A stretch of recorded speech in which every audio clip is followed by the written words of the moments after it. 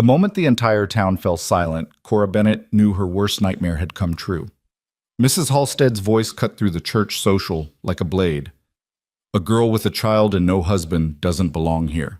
But before Cora could run, before she could grab her son and disappear like she'd done in 3 towns before, a tall cowboy stepped forward and said words that would change everything.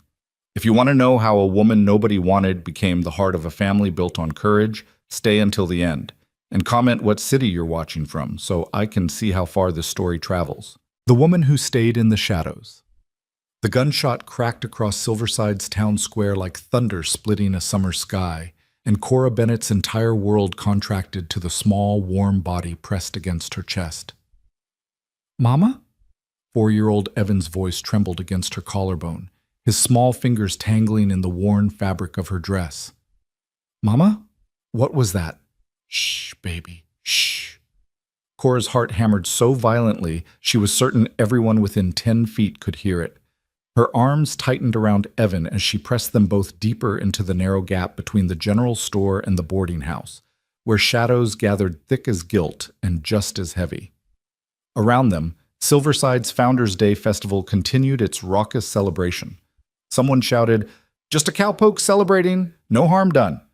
Laughter rippled through the crowd like wind through wheat. A fiddle resumed its frantic tune, and boots began stomping the packed earth again, raising dust that caught the late afternoon light in golden swirls.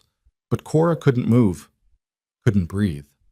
The gunshot had transported her back to that night in Stillwater, the night Jim Bradshaw had kicked in her boarding house door, drunk and angry, demanding to know why she'd refused his generous offer of employment at the saloon.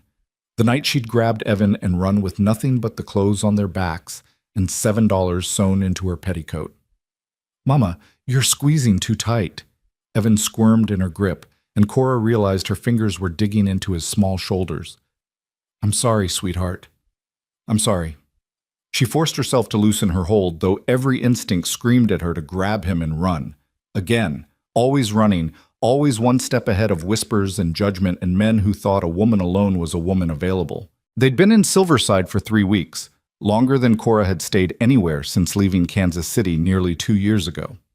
Mrs. Fletcher, who ran the boarding house, had taken pity on them. Or maybe she'd just needed help with the cooking and cleaning badly enough to overlook Cora's obvious sin, a child without a wedding ring to explain him. "Can we get candy now?" Evan's resilience never ceased to amaze her. The fear in his voice had already disappeared, replaced by the hopeful wheedling of a little boy at a festival. "You said maybe, Mama. You said if we had extra pennies." "I know what I said." Cora smoothed his dark hair, so like her own, and tried to gather the courage to step back into the crowd.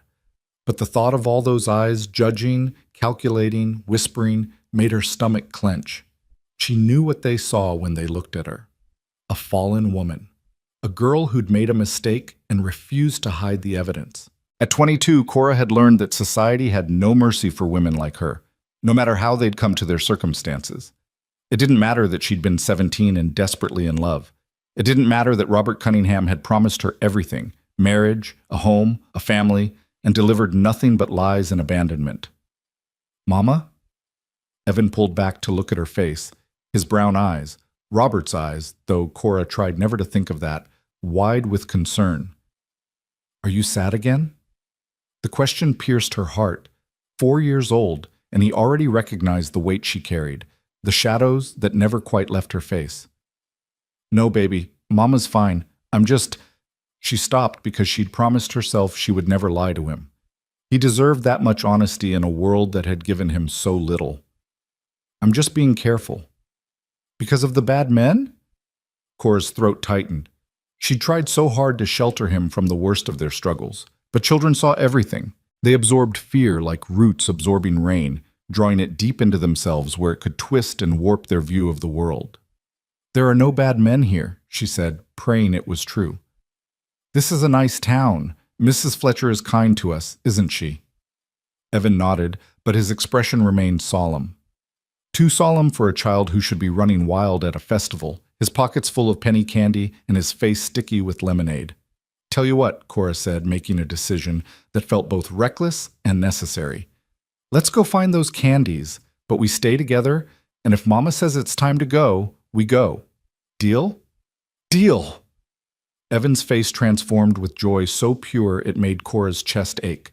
This was what she fought for, what kept her moving when exhaustion pulled at her bones like hands dragging her underwater. These moments of childhood happiness, stolen from a world that wanted to punish them both for her mistakes. She straightened her dress. The blue calico she'd sewn herself from fabric Mrs. Fletcher had given her in lieu of 2 weeks' wages, and stepped toward the edge of the alley. The afternoon sun hit her full in the face, and she squinted against its brightness, against the exposure of leaving the shadows. The town square bustled with activity. Long tables groaned under pies and cakes and roasted meats. Children chased each other around the gazebo where the fiddle player sawed away at the Irish washerwoman. Men clustered in groups, talking horses and cattle and the railroad that was supposedly coming through next year. Women stood in tight circles, their heads bent together in conversation that Cora knew, with bitter certainty, often involved speculation about people like her. "Stay close," she murmured to Evan, taking his hand.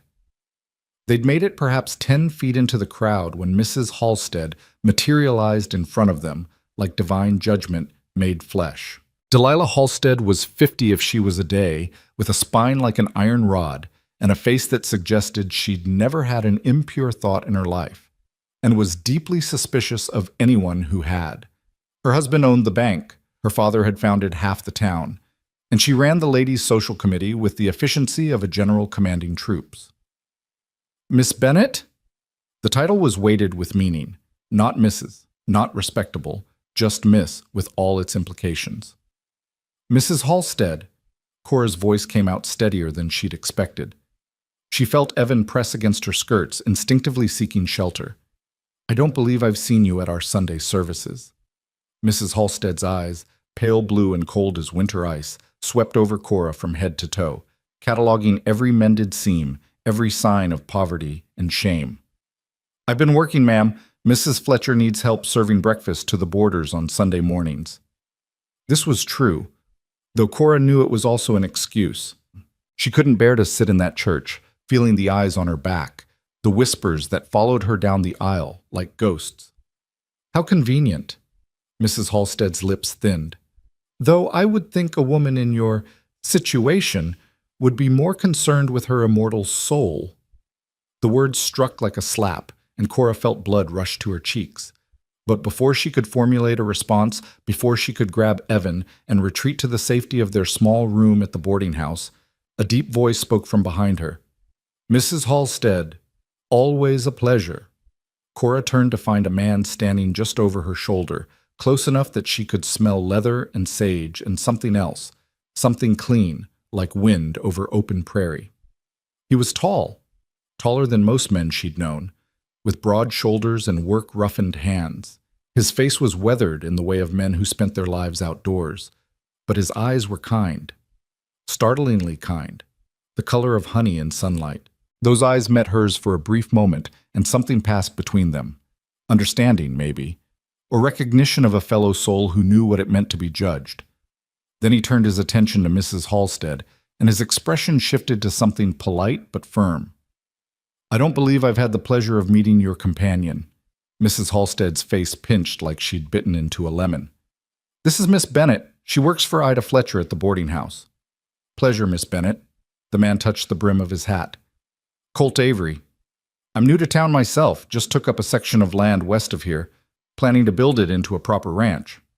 Cora managed a nod, too startled to speak. Men didn't usually acknowledge her in public, not kindly. They either looked through her as if she were invisible or looked at her in ways that made her skin crawl. "And who's this young man?" Colt Avery crouched down, bringing himself to Evan's level. "You must be about the bravest fellow at this festival." Evan, who'd been hiding behind Cora's skirts, peeked out cautiously. "Why?" "Because you're standing right here with all this noise and commotion, and you haven't run off scared yet. Takes courage for a man to stand his ground." Despite herself, Cora felt her lips twitch toward a smile. Evan straightened slightly, his chest puffing out with pride. "I'm 4, he announced, "and I'm not scared of anything." 4? Well, that's practically grown. When I was 4, I was scared of chickens. "Chickens?" Evan giggled, a sound like water over stones, pure and clear. That's silly.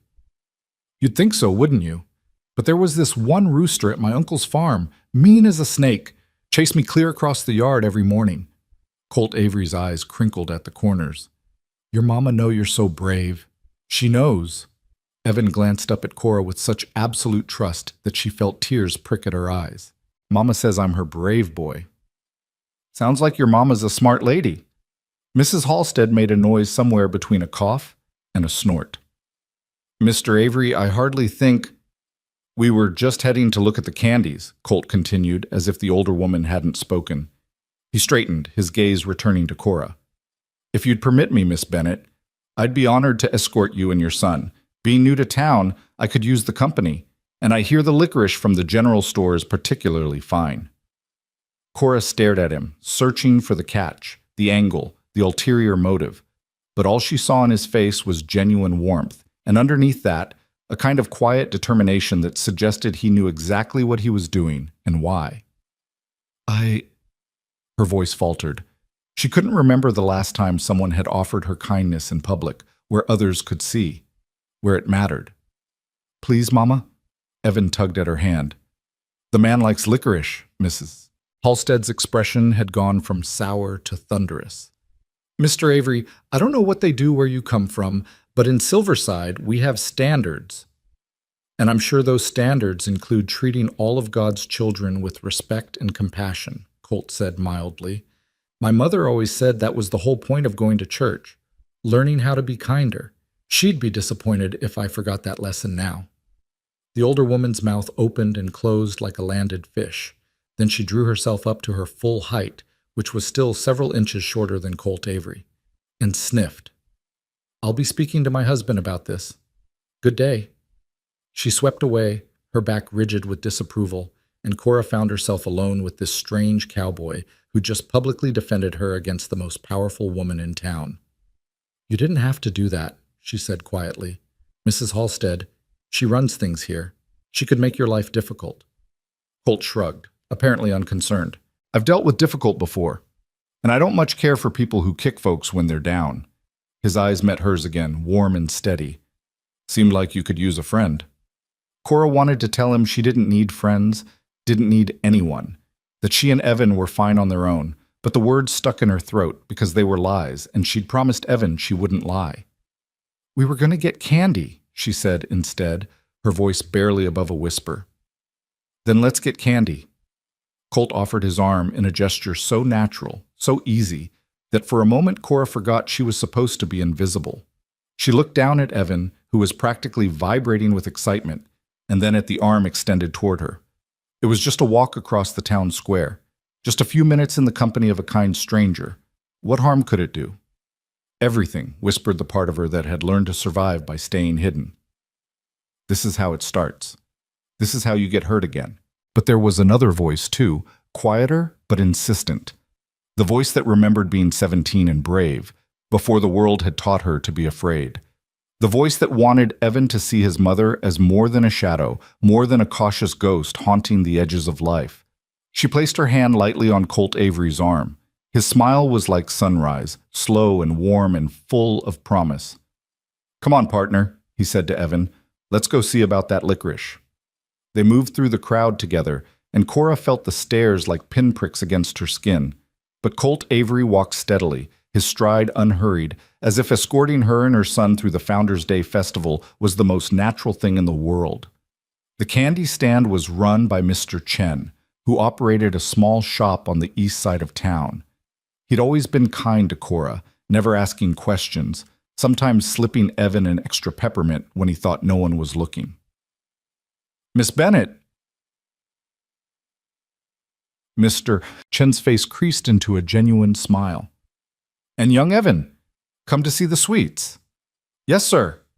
Evan pressed his face against the glass display, his breath fogging the surface as he examined the colorful array of candies. Mr. Chen, this is Colt Avery, Cora said, finding her voice. He's new to the area. Welcome, welcome. Mr. Chen bobbed his head. Always good to see new faces. You have a sweet tooth, Mr. Avery? I've been known to indulge, Colt said. Though I was hoping you might recommend something. I promised this young man we'd find the best candy at the festival. Evan looked up at him with something approaching worship, and Cora felt her heart twist. He'd never known a father, never had a man in his life who spoke to him with kindness and respect. The lack of it had hollowed out a place inside her son that she couldn't fill, no matter how hard she tried. The lemon drops are very popular, Mr. Chen said, pointing to a jar of bright yellow candies. And the peppermints, of course, but for a special occasion, he reached under the counter and produced a small box. Chocolates, fresh this week from Denver. Evan's eyes went round as saucers. Chocolate was a luxury far beyond their reach, something Cora occasionally glimpsed in shop windows but never dared to purchase. We'll take a half-pound of the licorice, Colt said, pulling coins from his pocket. A quarter-pound of lemon drops, and he glanced down at Evan. How about we let this young man pick out one piece of chocolate, anyone he wants? Mr. Avery, that's too generous, Cora began, but Colt shook his head. It's a festival, he said simply, and I just got paid for my first week of work at the Rocking M Ranch. A man ought to celebrate good fortune with friends. Friends. The word hung in the air between them, fragile and strange. Mr. Chen opened the chocolate box, and Evan approached it with the reverence usually reserved for church. His small finger hovered over the selections, weighing his choice with the seriousness of a judge delivering a verdict. That one, he finally pronounced, pointing to a chocolate with a swirl of caramel on top. Excellent choice. Mr. Chen carefully wrapped it in waxed paper and handed it to Evan, who clutched it like treasure. While Colt completed the purchase, Cora studied him from the corner of her eye. He moved with the easy confidence of a man comfortable in his own skin, but there was something more there too, something watchful in the way his gaze periodically swept the crowd, as if checking for danger. A soldier's habit, maybe, or a lawman's, or maybe just the habit of someone who'd learned that the world could turn dangerous in a heartbeat. Here. Colt handed her the bag of licorice and lemon drops. Something to enjoy later. I can't accept. Sure you can. It's a gift, Miss Bennett. No strings, no expectations, just one new friend to another. He crouched down beside Evan again. You gonna eat that chocolate now, or save it for later? Evan looked at the wrapped chocolate, then up at his mother. Can I save it, Mama? To make it last longer? Cora's throat tightened. He was so young, but already he understood scarcity, the need to make precious things last because you never knew when you'd have them again. You can save it, baby. Smart thinking, Colt approved. Best things in life are worth savoring. They moved away from the candy stand, and Cora expected Colt to make his excuses and leave.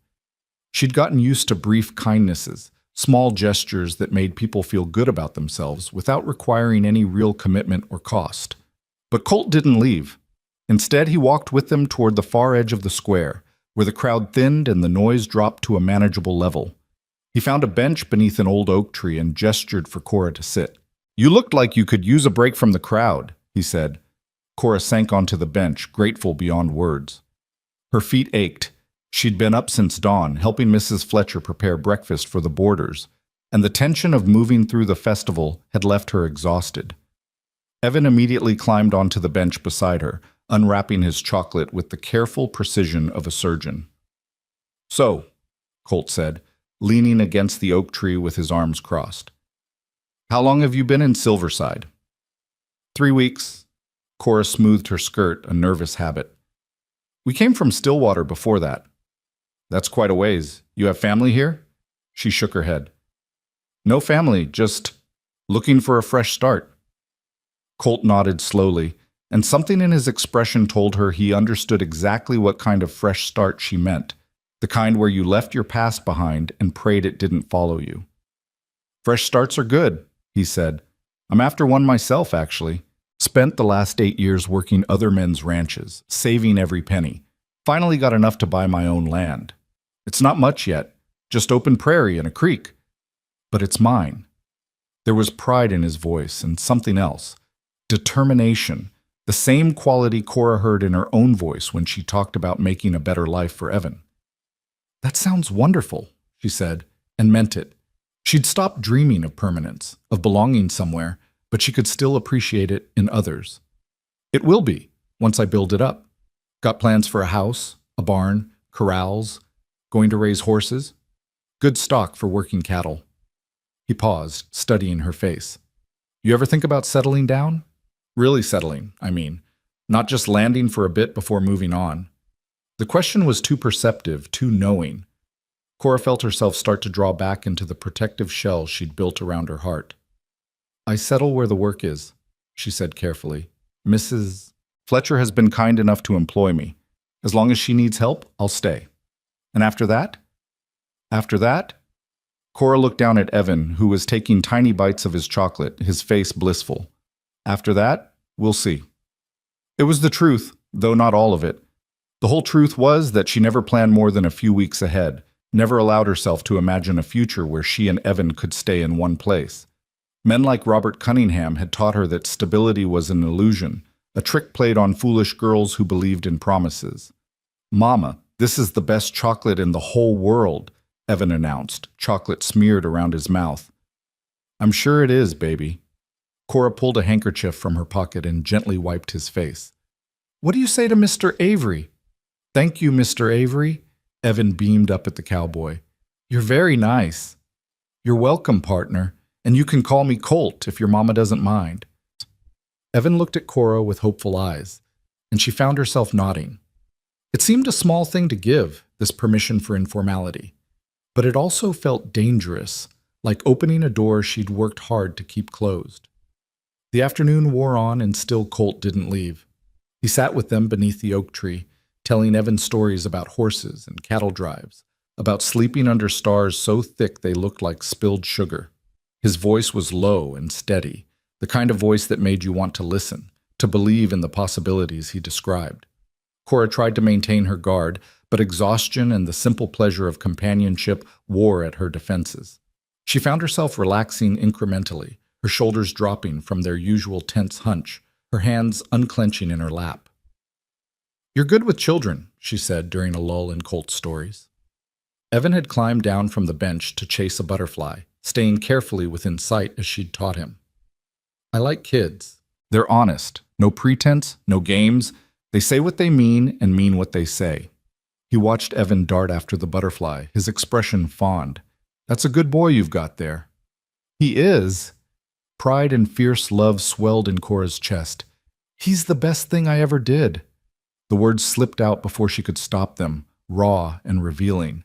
She waited for Colt to ask the obvious questions. Where's his father? Why isn't there a husband? What kind of woman?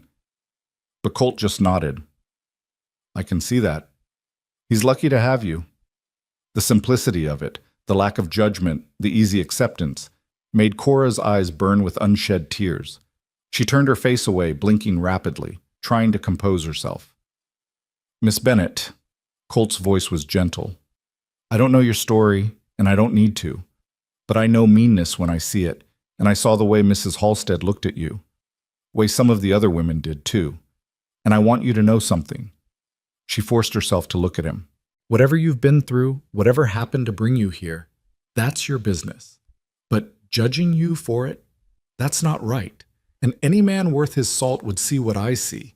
A woman working hard to take care of her child. A woman with courage. He paused. Takes a lot more bravery to face down a town's whispers than it does to face down a mean rooster. Something cracked inside Cora's chest, some wall she'd built brick by bitter brick.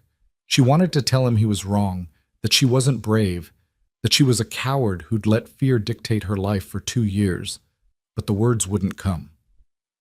Thank you, she whispered instead, for saying that. I mean it. Colt pushed off from the tree. And I hope you won't mind if I stop by the boarding house sometime. Pay a proper visit. Maybe teach Evan here how to skip stones, if there's a creek nearby. Evan, who'd given up on the butterfly, ran back to them. Did you say skip stones? I don't know how to do that. Well, that's something we'll have to fix. Colt ruffled Evan's hair. Can't have a young man growing up not knowing how to skip stones. Can he, Mama? Can Colt teach me? Cora looked from her son's eager face to Colt's steady gaze. Every instinct screamed at her to refuse, to protect herself and Evan from the inevitable disappointment when this kind cowboy moved on with his life and forgot about them. But Evan was looking at her with such hope, such hunger for male attention and guidance, that she couldn't bring herself to crush it. "If Mr. Avery has time," she said carefully, "and if you promise to be on your best behavior." I promise, Evan bounced on his toes. "When can you teach me? Tomorrow?" Colt laughed, a warm, rumbling sound. "Tell you what, partner, I'm starting work on building my cabin this week. But come Sunday afternoon, if your mama says it's all right, we can head down to the creek and have a stone skipping lesson." "Sunday," Evan repeated reverently, as if it were Christmas. "Sunday," Colt confirmed. He touched his hat brim to Cora. "Miss Bennett, it's been a genuine pleasure. Thank you for the company. Thank you for the candy, and for—" She gestured helplessly, unable to find words for what he'd given her, not just sweets and kindness, but a few hours where she'd felt almost normal, almost like a woman who belonged in the world. "No thanks needed. I'll see you around town." He started to walk away, then paused and turned back. "And Miss Bennett, don't let them make you feel like you have to hide. You and Evan, you've got just as much right to be here as anyone." Then he was gone, disappearing into the festival crowd, leaving Cora sitting on the bench with her sleeping son and a paper bag of candy and a strange, fluttering feeling in her chest that she recognized with equal parts terror and longing as hope. The sun was setting when they finally made their way back to the boarding house. Mrs. Fletcher was on the porch, smoking her pipe and watching the last stragglers from the festival wander past. "Have a good time?" the older woman asked as Cora climbed the steps, Evan drowsing in her arms. "We did." Cora shifted Evan's weight. He was getting too big to carry comfortably, but she wasn't ready to stop yet. These moments, when he was small and soft and safe in her arms, felt numbered, precious. "Saw you talking to the new fellow, Colt Avery." Mrs. Fletcher puffed on her pipe, her eyes sharp. "Good man, from what I hear. Quiet, hard worker. Saved up for 8 years to buy his own land. That takes discipline." Cora nodded, not trusting herself to speak. "Also saw Delilah Halstead having a conniption fit when he walked you through the crowd." Mrs. Fletcher chuckled. "That woman's got a stick up her backside the size of a fence post. Don't you pay her no mind, you hear?" "Yes, ma'am." "And Cora?" Mrs. Fletcher waited until Cora looked at her. "It's all right to let people be kind to you. Won't make you weak, won't make you foolish. Sometimes kindness is just kindness." "Sometimes," Cora agreed, "but not always. Not usually." She'd learned that lesson too well to forget it now. She carried Evan up to their small room on the second floor, laid him on the narrow bed they shared, and carefully pulled off his shoes. He stirred but didn't wake, his face peaceful in sleep, one small hand still clutching the waxed paper that had held his chocolate. Cora sat beside him in the growing dark, not bothering to light the lamp. Below she could hear the sounds of the boarding house settling for the night. Footsteps in the hallway, the creak of bed springs, someone coughing in the next room. She thought about Colt Avery and his easy kindness, about the way he'd looked at Evan without pity or judgment, about his steady voice saying, "You've got just as much right to be here as anyone," but rights didn't matter if no one respected them. She'd learned that too. Still, as she lay down beside her son and pulled the thin blanket over them both, Cora allowed herself to imagine, just for a moment, what it might be like to stay in Silverside. To stop running. To let Evan grow up in one place, with familiar streets and friends, and maybe, just maybe, a kind cowboy who kept his promises. It was a dangerous dream, the kind that could break your heart. But in the darkness, with her son's warm breath against her shoulder and the memory of Colt's smile still fresh in her mind, Cora let herself dream it anyway. Outside, the last sounds of the Founders' Day festival faded into silence, and the stars came out one by one over the town of Silverside, indifferent and eternal as hope. The Sunday afternoon arrived with a clarity that made Cora nervous, as if the universe itself was conspiring to strip away her excuses. The sky stretched endless and blue above Silverside, and Evan had been awake since dawn, pestering her about the stone-skipping lesson until she'd finally snapped at him, something she immediately regretted when she saw his face crumple. "I'm sorry, baby," she'd said, pulling him close. "Mama's just tired." But tired wasn't the right word. Terrified was closer to the truth. Terrified that Colt Avery wouldn't show up, and she'd have to watch her son's disappointment. Terrified that he would show up, and she'd start believing in things she had no business believing in. Mrs. Fletcher had given her the afternoon off without being asked, which meant the older woman had either remembered the promise or had been listening at keyholes. Probably both. Mrs. Fletcher missed very little that happened under her roof. At 2 o'clock, Cora stood on the boarding house porch with Evan, who was practically vibrating with anticipation. She'd dressed him in his Sunday clothes, the only outfit he owned without patches, and braided her own hair with trembling fingers. It wasn't meant to be anything special, she told herself. Just a man teaching a boy to skip stones.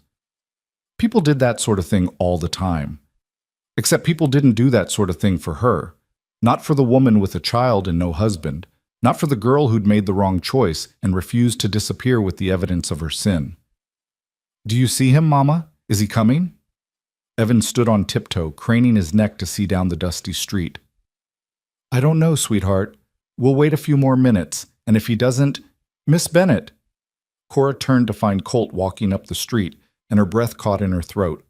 He'd cleaned up since the festival, his hair still damp from washing, his shirt pressed. He carried a small bundle under one arm and walked with that same easy confidence she remembered, as if he had every right to be there and no doubt whatsoever about his welcome. "Colt!" Evan launched himself off the porch with the reckless abandon of childhood, and Colt caught him with a laugh, swinging him up.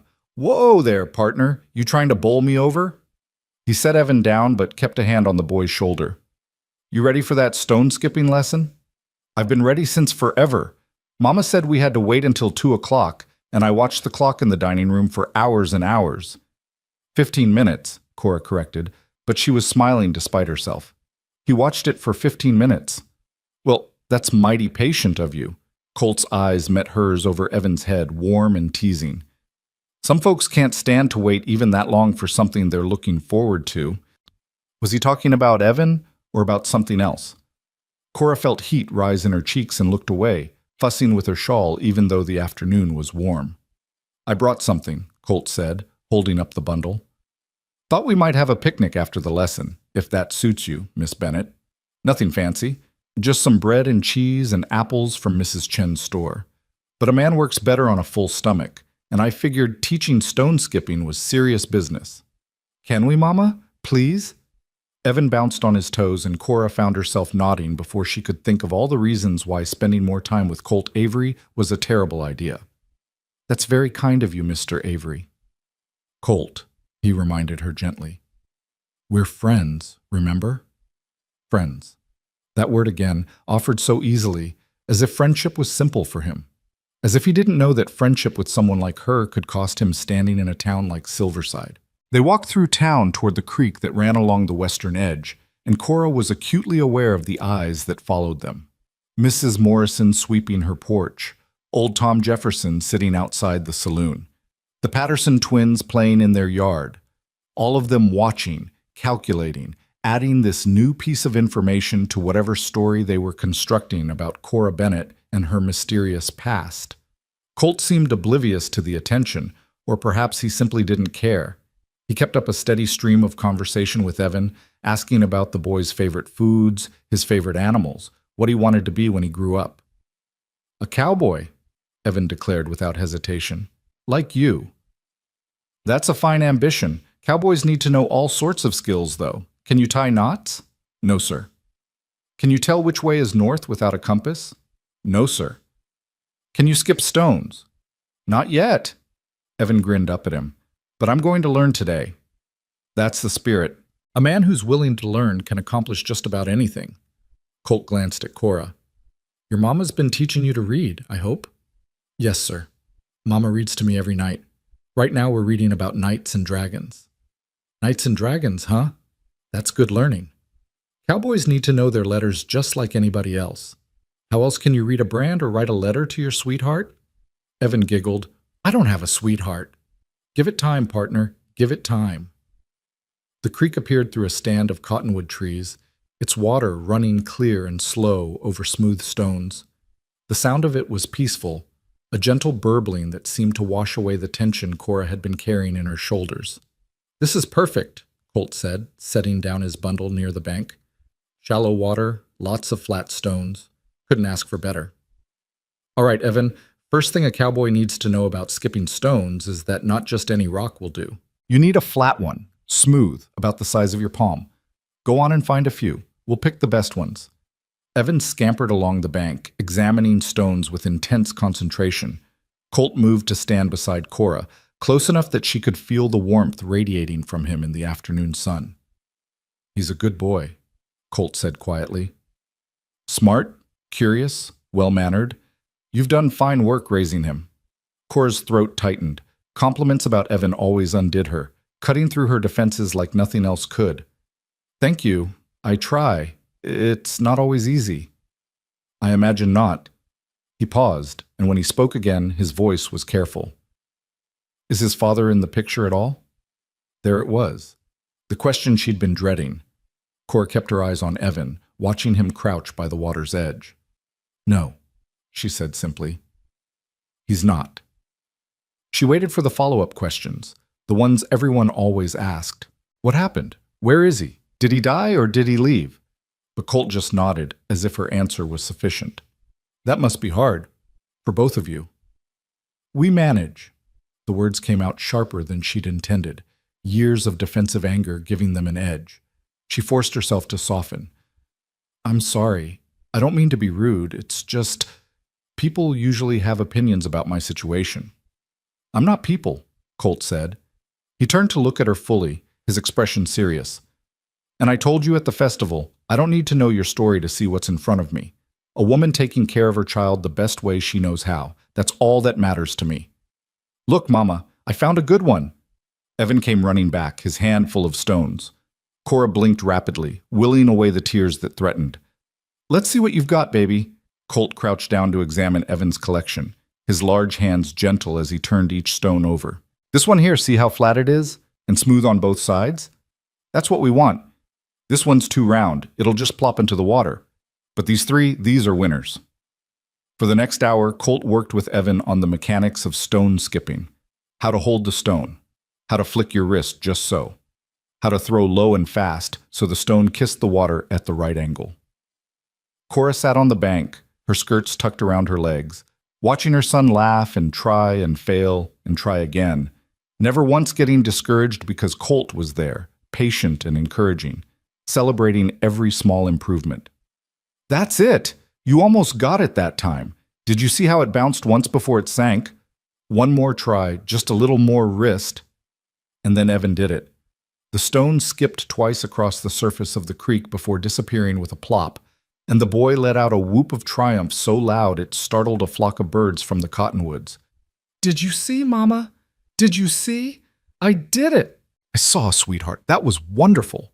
Evan turned to Colt, his face radiant. Can I do it again? Please? Of course you can. Practice makes perfect. See if you can get 3 skips this time. Cora watched them, these 2 figures at the water's edge, and felt something crack wider in her chest. Evan looked so happy, so completely at ease in a way she rarely saw.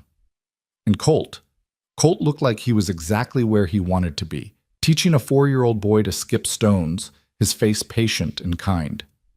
When Evan finally tired of practicing, Colt suggested they have their picnic. He spread out a blanket from his bundle, faded but clean, and set out the food with the same care he'd shown teaching Evan. Bread and cheese like he'd promised, but also hard-boiled eggs, apples, and a small jar of honey. The honey's from the Johnson's place, he explained. They keep bees. Best honey I've ever tasted. They ate in companionable silence, the only sounds the creek and the wind in the cottonwoods, and Evan's occasional exclamation about something he'd seen, a fish jumping, a turtle on a rock, a dragonfly with blue wings. Mr. Avery, I mean Colt, Evan said suddenly, his mouth full of bread and honey. Are you going to stay in Silverside forever? Evan, don't talk with your mouth full, Cora chided, but Colt just smiled. That's the plan, partner. I bought land here, and I'm going to build a ranch. That's not the kind of thing a man does if he's planning to leave. Good. Evan took another bite, then added, Mama says we might have to leave sometimes, when the work runs out. Cora's face burned. She hadn't realized Evan had absorbed so much of her anxiety, her constant awareness that their place in any town was temporary and contingent. Is that right? Colt's eyes found hers across the blanket. Seems to me Mrs. Fletcher's mighty happy with your mama's work. Heard her telling folks at the Mercantile that Cora Bennett's the best cook and housekeeper she's had in 10 years. She said that? The words slipped out before Cora could stop them, hungry and hopeful. She did. Said she'd be a fool to let you go. He broke off a piece of cheese, his expression thoughtful. Of course, working at a boarding house is hard. Long hours, not much thanks. A woman with your skills could probably do other things if she wanted. Run her own boarding house, maybe. Or work in a restaurant. Or, he paused, or help run a ranch, if the right opportunity came along. The air between them suddenly felt charged, full of unspoken meanings. Cora's heart beat faster, even as her mind screamed warnings. Colt, can I ask you something? Evan's voice broke the tension. Sure, partner. Do you have a family, like a wife and kids? Evan! Cora's mortification was complete. That's not an appropriate question. But Colt just laughed. It's all right. It's a fair question. No, Evan, I don't have a wife or kids. I've been too busy working and saving for my ranch. Figured I'd get the land settled first, build a proper house, get the cattle operation going. Then maybe I'd think about finding a wife. He was looking at Cora again, his gaze steady. Though I'm starting to think maybe I had my priorities wrong. Maybe the most important things shouldn't wait until everything else is perfect. Cora couldn't breathe, couldn't think. The implication in his words was so clear, so direct, that there was no pretending she'd misunderstood. Why not? Evan asked, blessedly oblivious. Why shouldn't things wait?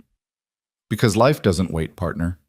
Because sometimes you meet people who matter, and if you put off doing something about it, you might lose your chance. Like what? Like telling someone they're important to you, like asking someone to take a walk with you, or teaching their son to skip stones, or... He finally looked away from Cora, focusing on Evan with a gentle smile. Or asking if you can come around again next Sunday. Maybe teach you how to tie some cowboy knots. Yes, yes, please. Evan bounced with excitement, scattering crumbs. Can he, Mama? Can Colt come teach me knots? Cora's hands trembled as she smoothed her skirt. This was moving too fast, pushing past all the careful boundaries she'd constructed. But when she looked at Evan's eager face, at the happiness there that she so rarely saw, she couldn't find it in herself to refuse. If Mr. Avery wants to, she said carefully, and if he's not too busy with his ranch work. I'll make time, Colt said. Building a ranch is important, but it's not everything.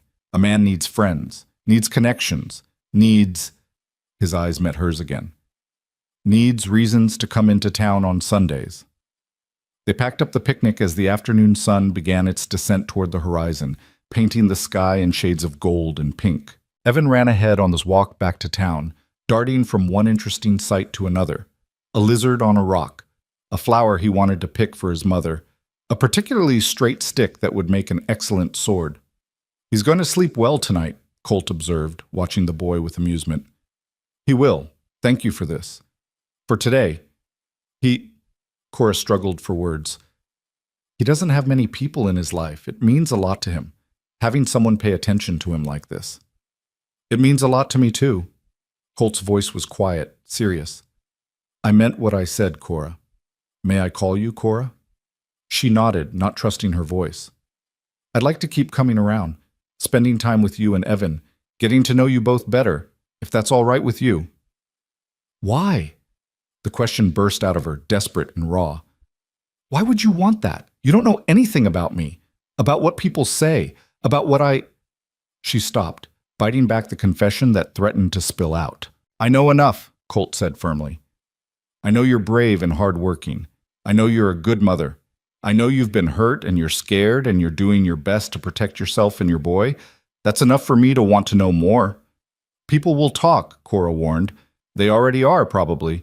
Mrs. Halstead will make sure of that. Let them talk. I'm not courting Mrs. Halstead's opinion. He paused. I am courting you, though, in case that wasn't clear. Cora stopped walking, her heart pounding so hard she thought it might break through her ribs. Colt, you can't. You don't understand. I can't. Can't what? Be courted? Be happy? Have someone care about you? His voice was gentle but insistent. Because I think you can. I think you've just forgotten how. I haven't forgotten. I remember perfectly well how it works.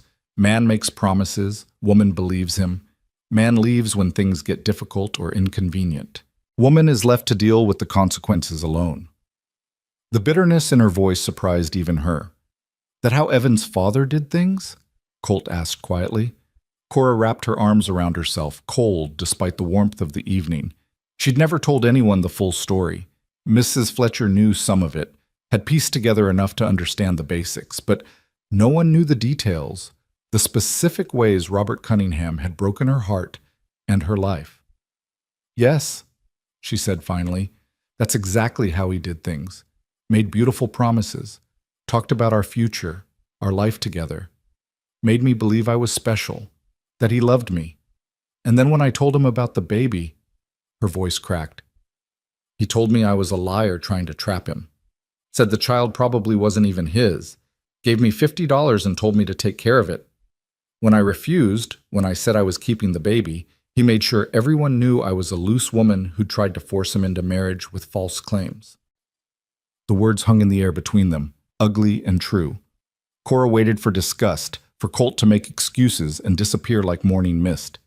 Instead, he reached out and took her hand, just held it, his palm warm and rough and steady against hers. That man was a coward and a fool, he said, his voice hard. And I'm sorry he hurt you.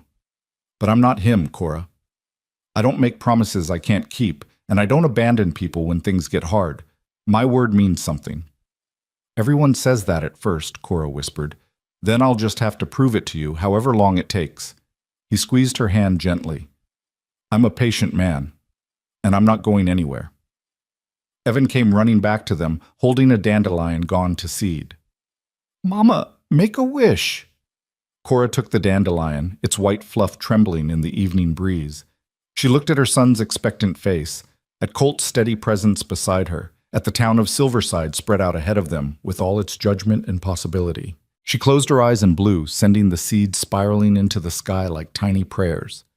When they reached the boarding house, Mrs. Fletcher was on the porch again, rocking in her chair. She nodded at Colt, her eyes shrewd but not unkind. Evening, Mr. Avery. See you got them back in one piece. Yes, ma'am. We had a fine time. Evan here learned to skip stones. Did he now? That's a valuable skill. Mrs. Fletcher's lips twitched in what might have been a smile. You planning on teaching him anything else? If Miss Bennett permits, I thought I might come by next Sunday. Teach him some rope knots. Rope knots, Mrs. Fletcher repeated, her expression unreadable. She looked at Cora. That suit you? Cora felt the weight of the older woman's gaze, the question beneath the question. Mrs. Fletcher had been kind to her, given her work when she desperately needed it, asked no uncomfortable questions. But this was different. This was allowing a man to court her openly, where everyone could see. Yes, ma'am, Cora heard herself say. That suits me fine. Mrs. Fletcher nodded slowly. Good. A boy needs a man's teaching sometimes, things a mother can't provide, no matter how hard she tries. She turned her attention back to Colt. You're welcome to visit, Mr. Avery, long as your intentions are honorable. They are, ma'am. I promise you that. See that they stay that way. Mrs. Fletcher stood, gathering her shawl. Come on, Evan. Let's get you inside and washed up for supper. Your mama will be along shortly. Evan hugged Colt's legs fiercely. Thank you for teaching me to skip stones. Next time, will you teach me about horses, too? Next time, Colt agreed, ruffling the boy's hair. Go on now. Mind Mrs. Fletcher. When they were alone on the porch, Colt turned to Cora. In the gathering dusk, his face was shadowed, but his eyes caught the last light, warm and intent. Thank you, he said, for today, for giving me a chance. You might regret it, Cora warned, when you see how people treat me, how they'll treat you, by association. Let me worry about that. He reached up, hesitated, then gently tucked a strand of hair behind her ear. The gesture was so tender it made Cora's breath catch. I'll see you next Sunday. Maybe before if I need to come into town for supplies. Maybe, Cora agreed, though her voice was unsteady. She watched him walk away into the deepening twilight, his form eventually disappearing around the corner of Main Street. Only then did she allow herself to lean against the porch railing, her legs suddenly shaky. "You all right?" Mrs. Fletcher's voice came from the doorway. Cora turned to find the older woman watching her with knowing eyes. "I don't know," Cora admitted. "I don't know what I'm doing." "You're living," Mrs. Fletcher said simply. "Maybe for the first time in a long while, you're actually living instead of just surviving. There's a difference, you know. It's dangerous. Living always is, but dying inside because you're too scared to take a chance? That's worse." Mrs. Fletcher moved to stand beside her, looking out at the darkening street. "That Avery fellow, he's good people. I've asked around about him. Works hard, saves his money, treats folks right. And the way he looks at you?" She shook her head. "Don't throw that away because you're scared, Cora. Fear's a poor master. What if he's like Robert? What if he promises things and then you'll survive it, just like you survived before? But what if he's not? What if he's exactly what he seems to be? A good man who sees a good woman and wants to build something real? You going to let fear steal that possibility?" Cora had no answer. She stood on the porch as full dark fell over Silverside, thinking about dandelion wishes and stone-skipping lessons, and a cowboy who said his word meant something. Upstairs, she found Evan already in his nightshirt, scrubbed clean, and sitting on their bed with his eyes bright. "Mama, I like Colt. Do you like him too?" Cora sat beside her son, smoothing his damp hair. "Yes, baby, I like him. Is he going to be our friend? For real, not just for a little while?" The question pierced her heart. Even at 4, Evan understood the temporary nature of their connections, the way people drifted in and out of their lives. "I hope so," she said honestly, "but we'll have to wait and see." "I hope so too." Evan yawned, his eyes already drooping. "He's the nicest man I ever met. Except for Mr. Chen, but Colt taught me to skip stones." "He did. That was very kind of him." "Mama," Evan's voice was sleepy now, fading toward dreams. "Do you think Colt could be my papa?" Cora's breath stopped. She'd known Evan felt the absence of a father. How could he not, when every other child in town had one? But he'd never asked about it so directly before. "Oh, sweetheart, that's complicated." "Why? Don't papas just love mamas and their kids? Colt said he likes us.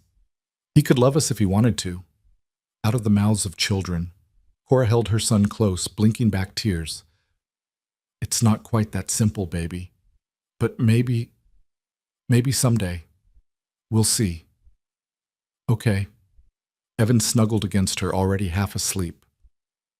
"I'm going to wish for it every night on the stars. Mrs. Fletcher says star wishes are powerful." "They are," Cora whispered. "They truly are."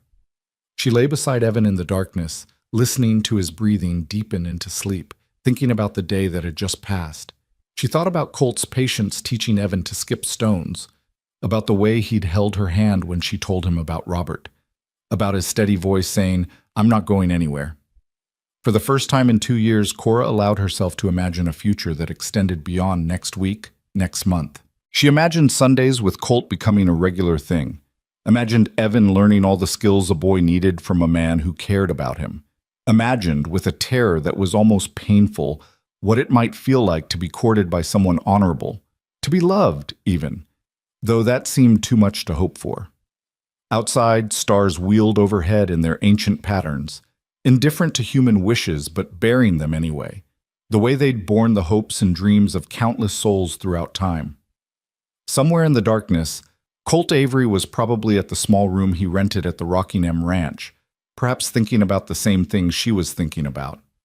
And in that small room at the boarding house, Cora Bennett fell asleep with her son in her arms, and something very much like hope blooming cautiously in her chest, fragile as dandelion seeds, and just as determined to take root wherever they landed. The next morning, when she came downstairs to start breakfast, she found a bundle on the kitchen table, wrapped in brown paper, tied with string. Her name was written on a small card in careful handwriting.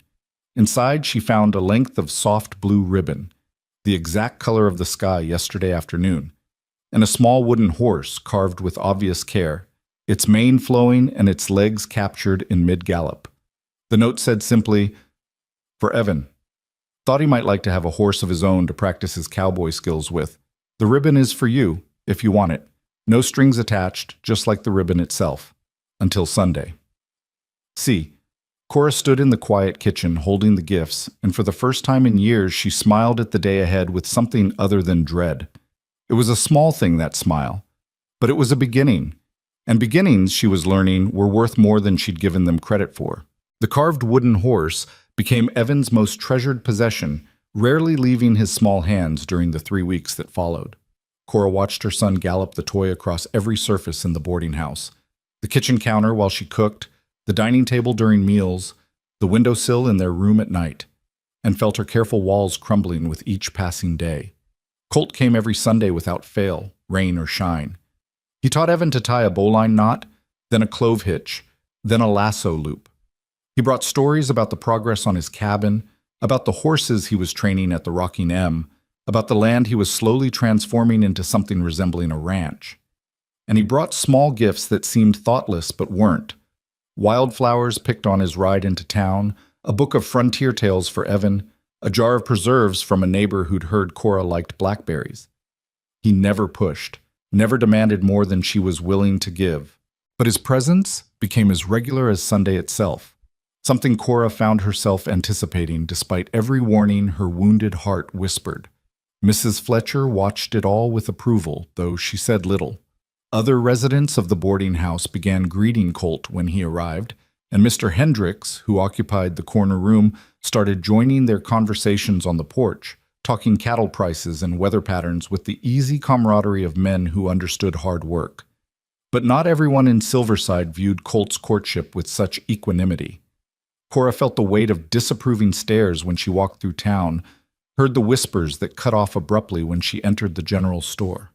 Mrs. Halstead's campaign of moral outrage had found fertile ground among certain segments of Silverside society, and they watched Cora's slowly blossoming relationship with Colt like vultures waiting for weakness. "Ignore them," Mrs. Fletcher counseled one afternoon when Cora came back from the mercantile with tears threatening.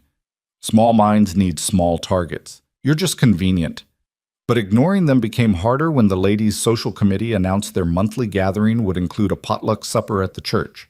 The invitation was extended to the entire town, painted as a celebration of community and fellowship. Mrs. Fletcher encouraged Cora to attend. "You can't hide forever," the older woman said, her voice firm but not unkind. "And Colt will be there. He told me himself he plans to escort you, if you'll have him." "That's exactly why I shouldn't go." Cora kneaded bread dough with more force than necessary, flour dusting her forearms. "It'll just give them more ammunition. Or it'll show them you're not ashamed, that you have just as much right to be there as anyone." Mrs. Fletcher leaned against the kitchen counter, arms crossed. "What are you teaching Evan if you keep hiding? That some people deserve to live in the light and others don't? That he should be ashamed of who he is?" The words hit like a physical blow. "That's not fair. Life's not fair. But you've got a choice about how you face it." Mrs. Fletcher's expression softened. "That boy worships you, Cora. And he's starting to worship Colt, too. Don't you think he deserves to see his mama stand proud? To see that cowboy claim you in front of everyone? What if Colt changes his mind? What if he realizes what he's taking on being associated with me and decides it's not worth it?" The fear that had been coiling in Cora's chest for weeks finally found words. What if this is all just temporary kindness before he moves on? Then you'll survive it. But what if it's not? What if he's exactly what he seems? A good man who sees a good woman and wants the world to see it too? Mrs. Fletcher pushed off from the counter. "Go to that social, Cora. Let him escort you. Let people see you're not afraid." But Cora was afraid. Terrified, in fact, as Saturday evening approached and she stood in front of the small mirror in her room, trying to make herself presentable. She'd sewn a new dress from fabric Mrs. Fletcher had given her, green calico with tiny white flowers, the nicest thing she'd owned in years. Her hands trembled as she fastened the buttons. "You look pretty, Mama." Evan sat on the bed, clutching his wooden horse, his own face scrubbed clean and his hair dampened and combed. "Thank you, baby." Cora turned from the mirror, abandoning the attempt to do anything elaborate with her hair. She'd braided it simply and wound it at the nape of her neck. It would have to do. Is Colt going to walk with us to the church? Yes, he is. Good. Evan's certainty was absolute, uncomplicated by doubt or fear. I like it when Colt's with us. People are nicer. The observation pierced Cora's heart. 4 years old, and already he'd learned that his reception in the world depended on who stood beside them. Colt arrived precisely at 6, dressed in clothes Cora had never seen him wear, pressed trousers, a white shirt, a vest that looked new. His hair was still damp from washing, and he held his hat in his hands, turning it nervously. "You look beautiful," he said when he saw Cora, and the sincerity in his voice made her flush with pleasure and embarrassment in equal measure. "You clean up well yourself?" she managed. He grinned, some of his nervousness fading. "Figured if I was escorting the prettiest woman in Silverside, I ought to look the part." He crouched down to Evan's level. "And how are you, partner? Ready for some church social victuals?" "Mrs. Fletcher says there'll be pie." Evan's eyes were wide with anticipation. "Lots of different kinds." "Then we'd better get going before all the good slices disappear." Colt straightened and offered Cora his arm. "Shall we?" The walk to the church felt both too long and too short. Cora's heart hammered against her ribs as they approached the white building with its tall steeple, light spilling from the windows into the gathering dusk. Voices and laughter drifted out, the sounds of community and belonging that had been denied to her for so long. "It's going to be fine," Colt murmured, as if sensing her panic. "I'm right here, and I'm not going anywhere." The church social hall was packed with people when they entered. Long tables groaned under the weight of food, casseroles and roasts, breads and preserves, cakes and pies in dizzying variety. Children darted between adults, playing games that involved much shrieking and running. Men clustered in groups, talking business and weather. Women arranged dishes and served punch, their heads bent together in conversation. The room didn't fall silent when Cora entered on Colt's arm. That only happened in melodramas. But a perceptible shift occurred. Heads turned. Conversations paused mid-sentence. Eyes tracked their progress across the room with the intensity of hawks watching prey. Cora felt her face flush hot, her steps wanting to falter. But Colt's arm was steady under her hand, and Evan pressed against her skirts, his small presence giving her courage. "Evening, folks!" Colt's voice carried across the room, friendly and unbothered. "Fine gathering you've got here. Evan and I have been looking forward to it all week, haven't we, partner?" "Yes, sir. Mrs. Fletcher says there's apple pie and cherry pie, and why don't we find a place to set down these dishes Miss Bennett brought?" Colt guided them toward one of the food tables, where Mrs. Chen was arranging platters. "Miss Bennett, Mr. Avery." Mrs. Chen's welcome was genuine and warm. "What have you brought?" "Corn pudding and biscuits," Cora said, her voice steadier than she felt. "Nothing fancy." "Everything Miss Bennett makes is fancy," Colt said. "Best cook in Silverside, far as I'm concerned." Mrs. Chen took the dishes with approving nods, and Cora felt a small measure of tension ease from her shoulders. But then she caught sight of Mrs. Halstead across the room. The older woman's face pinched with disapproval, and the anxiety came flooding back. "Let's get Evan some food," Colt suggested. "Growing boy needs his strength." They filled plates and found seats at one of the long tables, joined shortly by Mr. and Mrs. Henderson, who operated the feed store, and their 3 children. Mrs. Henderson chatted pleasantly about the recent rain in her garden, asking Cora's advice about tomato plants with the easy friendliness of someone who saw no scandal in the seating arrangement. It was almost nice, almost normal.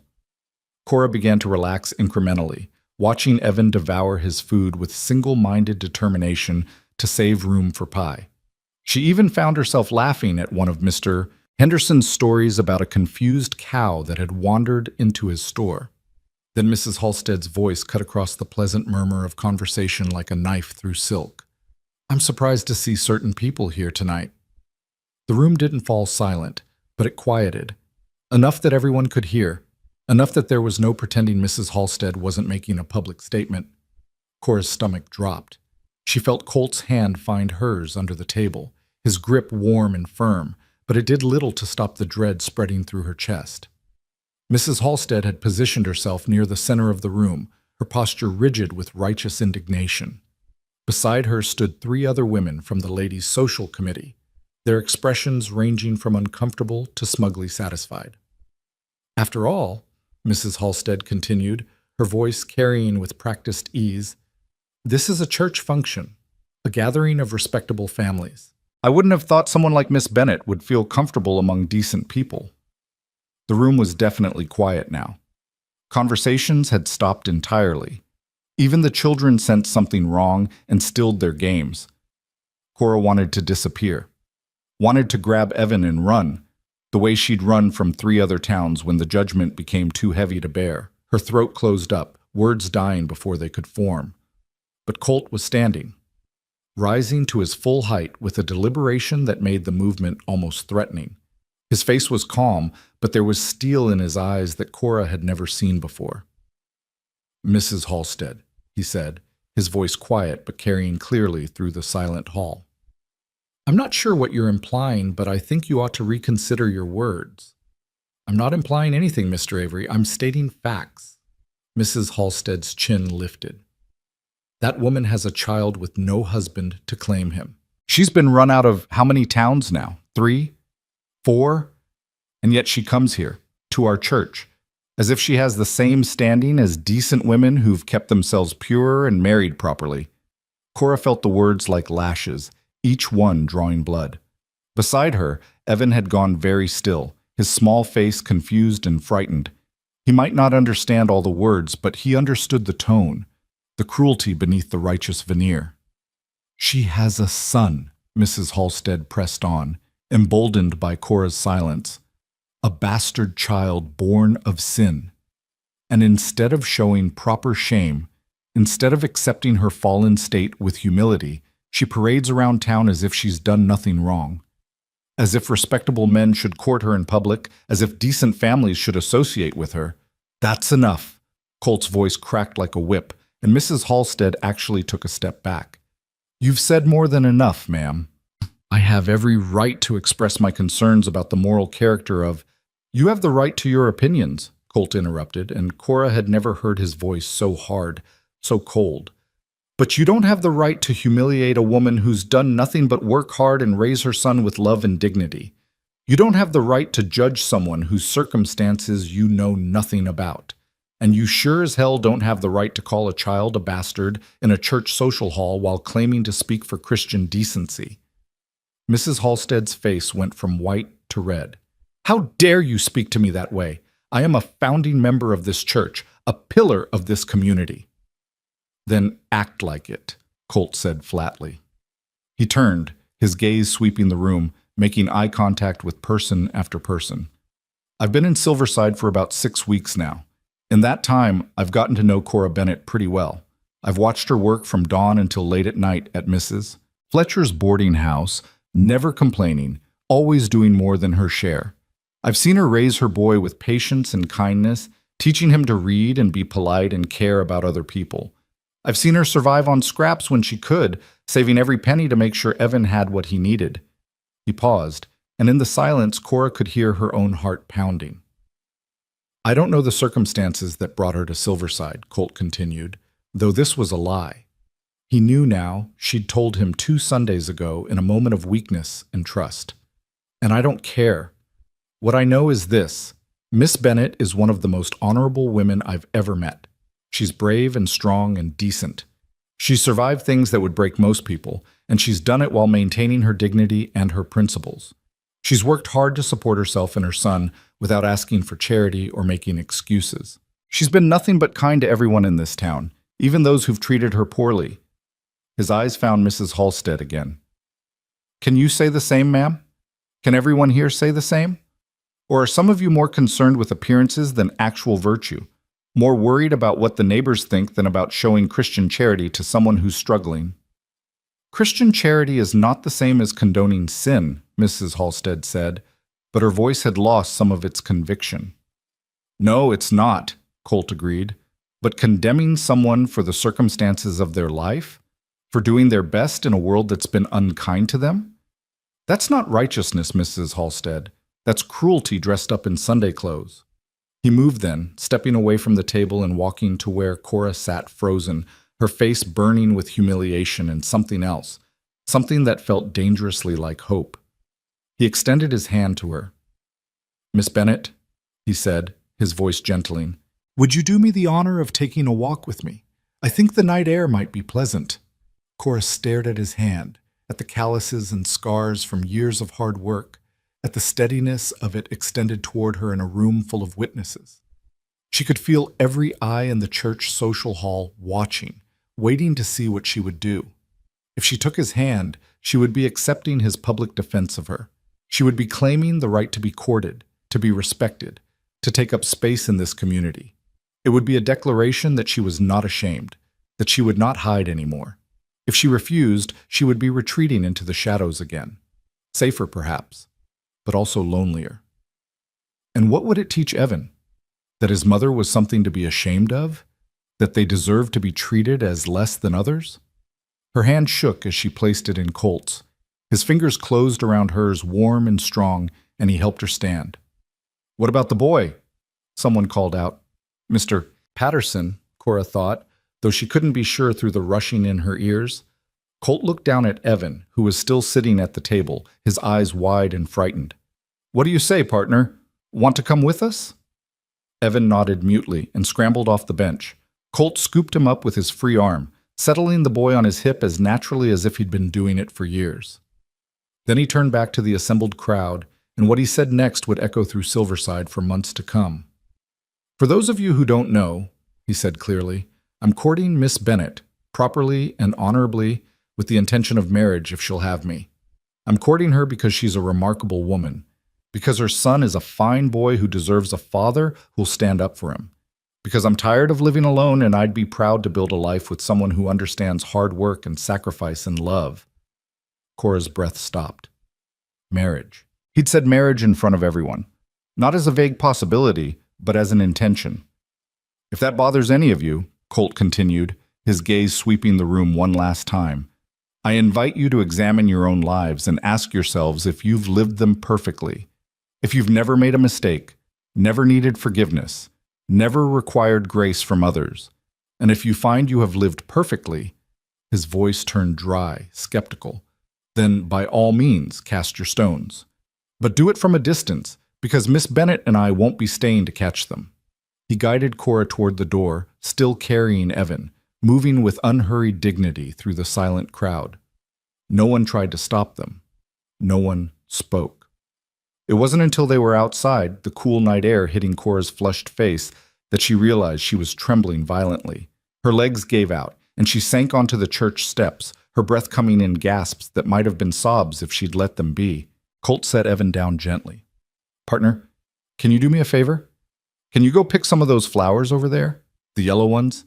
I think your mama could use some cheering up." Evan nodded solemnly and trotted off toward the church garden, glancing back frequently to make sure his mother was all right. Colt sat beside Cora on the steps, not touching her, but close enough that she could feel his warmth. "I'm sorry," he said quietly. "I should have prepared you better. Should have known someone like Mrs. Halstead would pull something like that." Cora shook her head, still unable to speak past the tightness in her throat. "I meant what I said in there," Colt continued. "Every word of it. About courting you, about—" He took a breath. "About marriage, if you'll consider it. I know it's fast. I know you barely know me. But I've known since that first day at the festival that you were special, and these past weeks have only confirmed it. You said—" Cora's voice came out cracked and small. "You said marriage in front of everyone." "I did." "Why? Why would you do that? Now everyone will know. Now you're tied to me, to my reputation. They'll judge you too. They'll make your life harder. Your business might suffer. People might not want to deal with you."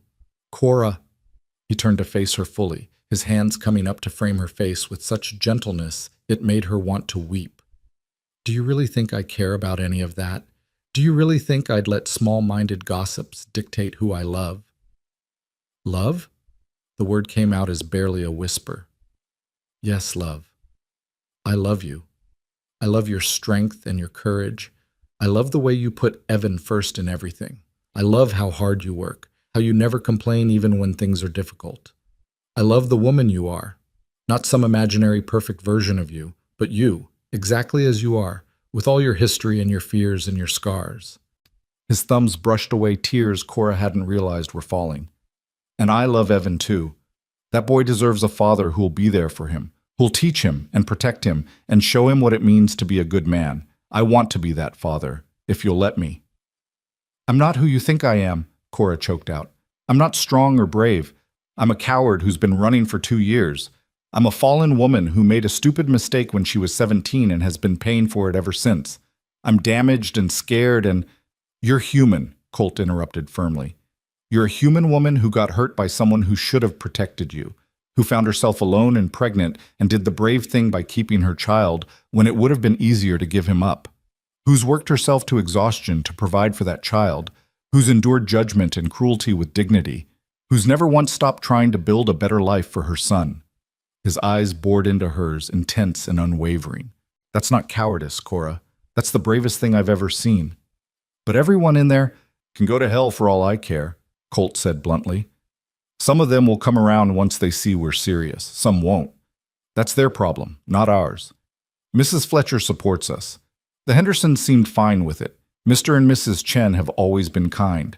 We'll find our people, and the rest can stay in their corners and judge. I'm not living my life according to Mrs. Halstead's rules. Cora stared at him, this man who'd walked into her life 6 weeks ago and somehow turned it upside down. He was offering her everything she'd thought she could never have: respect, partnership, a father for Evan, the possibility of belonging somewhere permanently. It was terrifying. It was too good to be true. It was exactly what she'd been too afraid to want. I don't know if I can do this, she whispered. I don't know if I'm brave enough. You are, Colt said with absolute certainty. And you don't have to do it alone. That's what I'm trying to tell you. You've been alone for too long. Let me stand beside you. Let me help carry the weight. Mama! Evan came running back with a fistful of flowers, black-eyed Susans and wild asters, their petals slightly crushed from his tight grip. I got you flowers. Are you sad? Cora pulled her son against her, burying her face in his hair. I'm not sad, baby. Mama's feeling a lot of things right now. Colt made those mean people stop talking, Evan said matter-of-factly. He was very brave, like a knight in one of our stories. Over Evan's head, Cora met Colt's eyes. She saw patience there, and determination, and something that looked very much like the love he'd claimed. She saw a man who was willing to face down a town's disapproval for her, who'd stood in front of everyone and declared his intentions without shame or hesitation. She thought about Mrs. Fletcher's words. You can't hide forever. She thought about what she wanted to teach Evan about facing adversity, about standing up for himself, about believing he deserved good things. She thought about dandelion wishes and Sunday afternoons and the way her heart had started to unfold like a flower towards sun whenever Colt was near. Dance with me, Colt said suddenly. Cora blinked. What? Dance with me. Right here. He stood and extended his hand again. I can hear the music from inside. Someone's playing the piano, and I promised myself that if you let me court you, I'd dance with you at the first opportunity. I'm not letting Mrs. Halstead steal that from us. It was absurd. They were standing on the church steps. Anyone could look out and see them. The whole town was inside, probably still talking about what had just happened. But Cora found herself taking his hand and letting him pull her to her feet. He wrapped one arm around her waist and took her other hand in his, and they began to sway to the faint strains of Lorena drifting through the church windows. Evan sat on the steps and watched them, kicking his feet and humming along with the music. This is crazy, Cora murmured, but she was smiling despite herself. Probably, Colt agreed. But I've found that the best things in life usually are a little crazy. They danced in the churchyard under the emerging stars, and Cora felt something shift inside her. Not a complete healing, wounds that deep took more than one moment of courage to mend, but a beginning, a crack in the wall she'd built around her heart, letting light seep through. When the song ended, Colt didn't immediately release her. Instead, he rested his forehead against hers, his breath warm on her face. You don't have to give me an answer tonight, he said softly. About marriage, about any of it. Just know that I'm here. I'm not going anywhere. However long it takes for you to trust that, I'll wait. You're a very patient man, Cora said, echoing his words from weeks ago. For you, I'd wait a lifetime. He pressed a kiss to her forehead, gentle and chaste, and somehow more intimate than anything she'd experienced. Come on, let's get you and Evan home. It's been a long night. They walked back to the boarding house in silence, Evan between them holding both their hands and swinging his arms. The boy chattered about the flowers he'd picked, about the music he'd heard, about how Colt had been just like a hero in a storybook. Mrs. Fletcher was waiting on the porch, still dressed in her Sunday best, her expression unreadable in the lamplight. Heard what happened at the social, she said without preamble. Heard you gave them an earful, Mr. Avery. Word travels fast, Colt observed.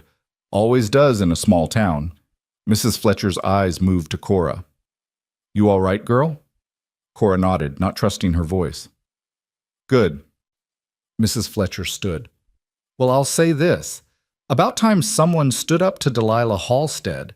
Woman's been terrorizing this town for 20 years with her moral superiority. You did everyone a favor, Mr. Avery, even if they're too scared to admit it. Appreciate that, ma'am. You're still welcome here, both of you. Anyone has a problem with that, they can take their business elsewhere. Mrs. Fletcher moved toward the door, then paused. Oh, and Cora, I raised your wages, starting Monday. Figure a woman who cooks like you and keeps this place running smooth deserves more than I've been paying. Should have done it sooner. She disappeared inside before Cora could respond, leaving the three of them standing on the porch in the warm night. I should get Evan to bed, Cora said finally. Of course. Colt crouched down one more time. Night, partner. You were very brave tonight. So were you, Evan said seriously. He threw his arms around Colt's neck in an impulsive hug that made the cowboy's eyes close briefly, his expression full of tenderness. Sleep well, Colt murmured, releasing him. Evan ran inside and Cora was left alone with Colt in the doorway. The silence stretched between them, heavy with everything that had been said and everything that remained unspoken. Thank you, Cora whispered, for what you did tonight. For standing up for me, for... Her voice broke. For making me feel like I matter. You do matter, Colt said fiercely. Don't ever doubt that. He left then, walking into the darkness toward the edge of town where his horse waited. Cora watched until she couldn't see him anymore, then went inside to find Evan already in his nightshirt, the wooden horse clutched in one hand and the crumpled flowers in the other. Mama, he said as she helped him into bed, are you going to marry Colt?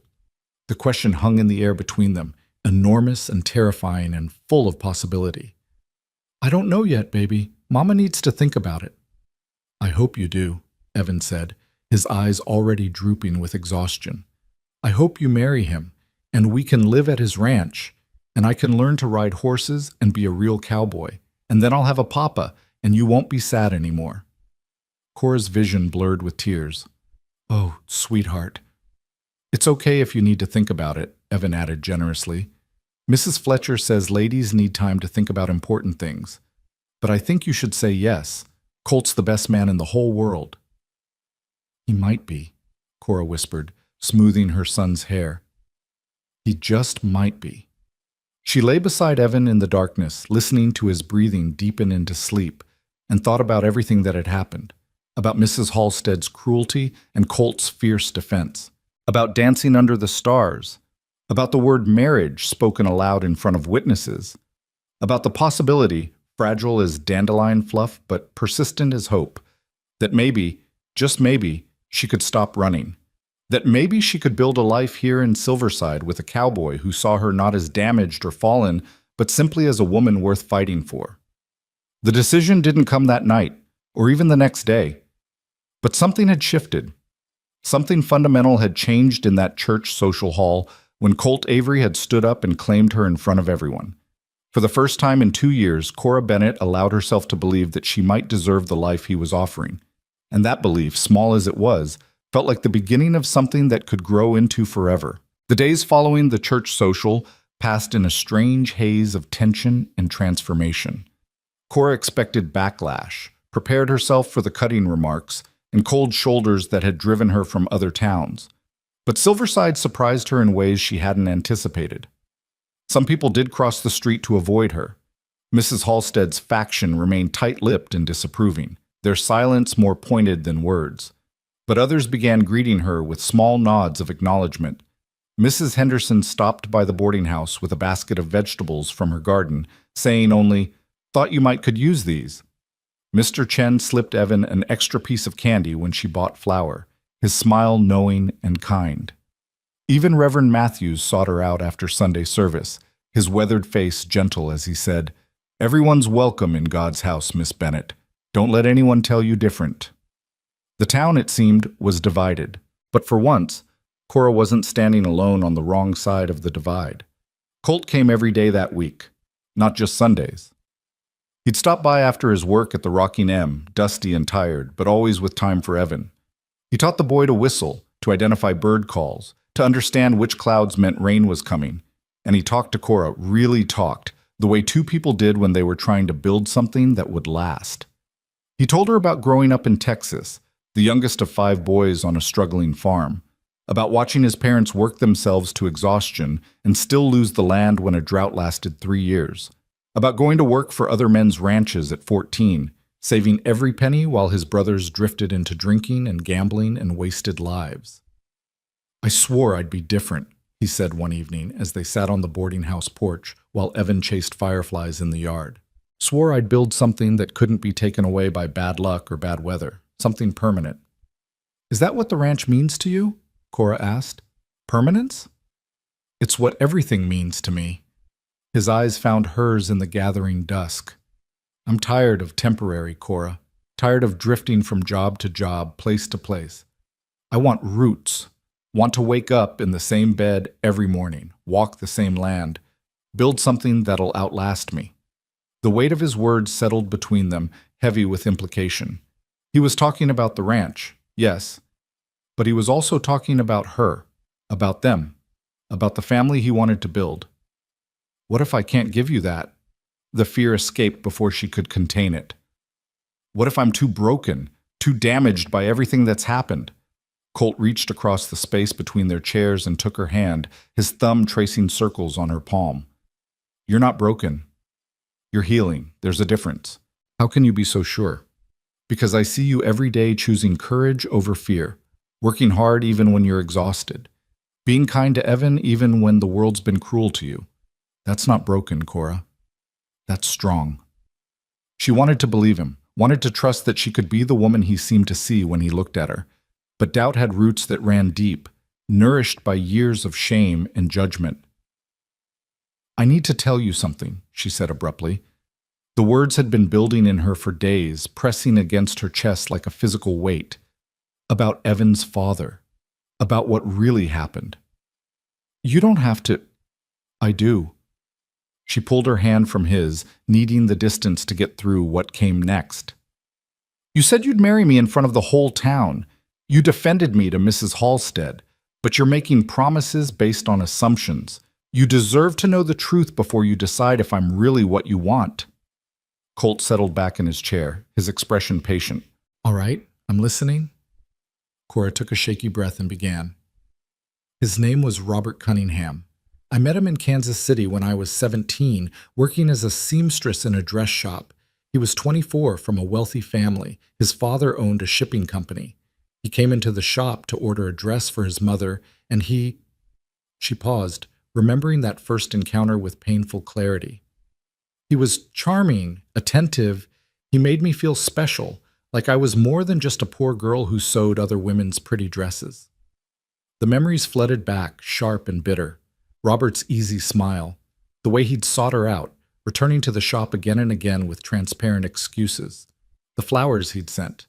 The walks they'd taken through the park, always careful to avoid anyone who might know his family. "He courted me for 3 months, Cora continued, her voice flat now, drained of emotion. "Said he loved me. Said we'd get married as soon as he convinced his father to approve the match. He knew his parents would object to him marrying beneath his station, so we had to keep it secret. I believed him. God help me. I believed every word." "Cora, let me finish, please." She gripped the arms of her chair, knuckles white. "He said we were as good as married in the eyes of God. That the ceremony was just a formality we'd handle later. And I I wanted to believe I was loved, wanted to believe someone like him could choose someone like me. So when he said we should be together, that it was right because we were going to be married anyway, I agreed. The shame of it still burned, even after 5 years. The naivety, the desperate need to be wanted, the willingness to compromise every principle she'd been raised with because a handsome man said the right words. When I realized I was pregnant, I was scared but also excited. I thought Robert would be too. I imagined him marrying me quickly, our families coming together, everything working out. Her laugh was bitter. I was such a fool. You were 17 and in love, Colt said quietly. That's not foolish, that's human. He denied everything. Cora's voice cracked despite her efforts to stay composed. Said I was lying to trap him into marriage. Said if I really was pregnant, which he doubted, it wasn't his child. He gave me $50 and told me to take care of it. When I refused, when I said I was keeping the baby, he made sure everyone knew I was a loose woman trying to force him into marriage with false claims. His family had money and influence. My word meant nothing against his. She could still remember the humiliation of it, the way the other girls at the dress shop had whispered and pointed, the way Mrs. Gallagher, the shop owner, had fired her, saying she couldn't have that sort of reputation associated with her business.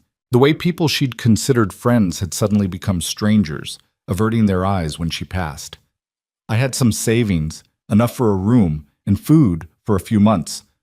I thought maybe I could find other work, prove everyone wrong about me.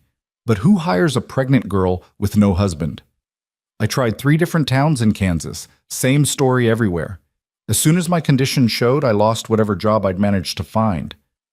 Her hands moved unconsciously to her stomach, remembering the fear of those months, the gnawing hunger she'd endured to save food for the baby, the nights she'd cried herself to sleep, terrified she wouldn't be able to care for the life growing inside her. Evan was born in a charity hospital in Wichita. They tried to convince me to give him up for adoption, said it was the best thing for both of us. But when they put him in my arms, tears spilled down Cora's cheeks unchecked. When I looked at his face, so perfect and innocent, I knew I couldn't do it. Whatever mistakes I'd made, however hard things would be, he was mine. I'd protect him. I'd love him. I'd make sure he knew he was wanted. And you have, Colt said, his voice rough with emotion. I've tried. God knows I've tried. Cora wiped at her face with shaking hands. We've moved 6 times in 4 years. Every time people found out about Evan, about me, it became impossible to stay. The whispers, the judgment, the way people treated him like he carried my sin. I couldn't bear it. So we'd pack up and move, and I'd hope the next town would be different. But it never was. She finally looked at Colt, expecting to see disgust or pity or disappointment. But his face showed only compassion, and something that looked like barely contained anger, though she knew instinctively it wasn't directed at her. That man, Colt said, his jaw tight, that coward who used you and abandoned you and his own child, I hope he lives long enough to regret it. I hope someday he realizes what he threw away. I'm telling you this so you understand what you'd be taking on, Cora pressed on. I wasn't seduced or forced. I made a choice. A stupid, naive choice. And Evan is the result. People will always see him as illegitimate. They'll always judge me as fallen. If you marry me, that stigma attaches to you too. People will question your judgment, your character. It could hurt your business, your standing in the community. Stop. Colt stood abruptly and crossed to her chair, kneeling in front of her so they were eye level. Stop telling me what I should think or feel or decide. I'm a grown man, Cora. I can make my own choices. But you need to understand, I understand perfectly. His hands came up to frame her face, gentle but firm, forcing her to meet his eyes. I understand that you were 17 and you fell in love with someone who lied to you. I understand that you've spent 5 years paying for one mistake while he's faced no consequences at all. I understand that you've worked yourself to exhaustion to care for a child you refused to abandon, even when it would have been easier. I understand that you've endured cruelty and judgment and kept going anyway. And I understand that I love you more now than I did before you told me all this. How? The word came out as a whisper. How can you still want me after knowing? Because your past doesn't scare me, Cora. It makes me respect you more. You survived. You protected your son. You kept your dignity and your kindness even when the world gave you every reason to become bitter and hard. That's the woman I want to marry. Not some imaginary perfect woman who's never struggled or suffered. You, exactly as you are. Cora couldn't hold back the sobs anymore. They broke free in great shaking waves, years of shame and fear and loneliness finally finding release. Colt pulled her into his arms, holding her as she cried, murmuring reassurances against her hair. "I've got you," he said over and over. "I've got you, and I'm not letting go." When the tears finally subsided, Cora felt hollowed out, but somehow lighter, as if the telling had lanced a wound that had been festering for years. She pulled back, wiping her face with her sleeve, embarrassed by her loss of control. "I'm sorry. I didn't mean to fall apart like that." "Don't apologize. You needed to let it out." Colt stood, pulling her up with him. "Come on, let's take a walk. I want to show you something." "But Evan is sound asleep on the porch swing." Colt nodded toward where Evan had curled up like a kitten, his wooden horse clutched in one hand. "Mrs. Fletcher's inside. She'll keep an ear out for him. He'll be fine for 20 minutes. Cora let Colt lead her down the porch steps and into the warm night. They walked in silence through the quiet streets of Silverside, past darkened houses and the occasional lamp burning in a window. The stars overhead were brilliant, undimmed by city lights, spreading across the sky in a river of light. Colt guided her to the edge of town where the buildings gave way to open prairie. He stopped near a small rise that overlooked the valley, the creek, a silver thread in the moonlight, the mountains dark shapes against the horizon. "This is my land," he said, gesturing to the expanse before them. 320 acres. Most of it's grazing land, but there's good water from the creek, timber in those hills for building, and enough flat ground for a house and outbuildings. Cora looked out at the moonlit landscape, trying to see it through his eyes. "It's beautiful." "It will be. Right now it's just potential, but I've got plans." His voice carried excitement, the enthusiasm of a man describing his dreams. "Going to build a house on that rise over there.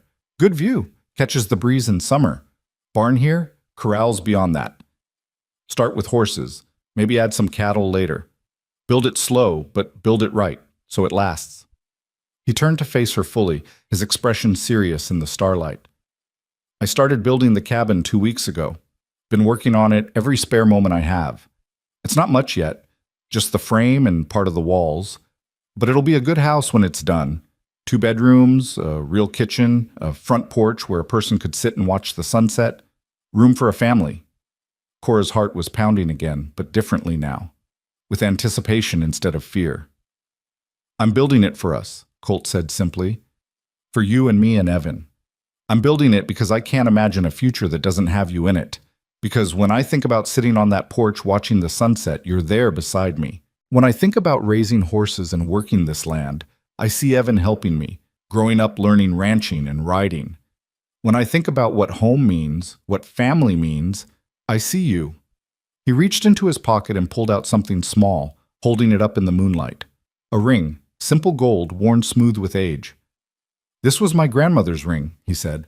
"Only thing of value my mother had left to give me when I left home. She said to save it for someone special, someone who understood that real worth wasn't about money or station, but about character and heart." He took Cora's hand, holding it gently. "Marry me, Cora. Not because you need someone to take care of you. You've proven you can take care of yourself. Not because Evan needs a father, though he does, and I'd be honored to be that for him. Marry me because I love you, because I want to build a life with you. Because when I imagine my future, you're in every single moment of it." Cora stared at the ring, at Colt's earnest face, at the land spread out before them, full of possibility. Every rational part of her brain screamed warnings. It was too fast. She barely knew him.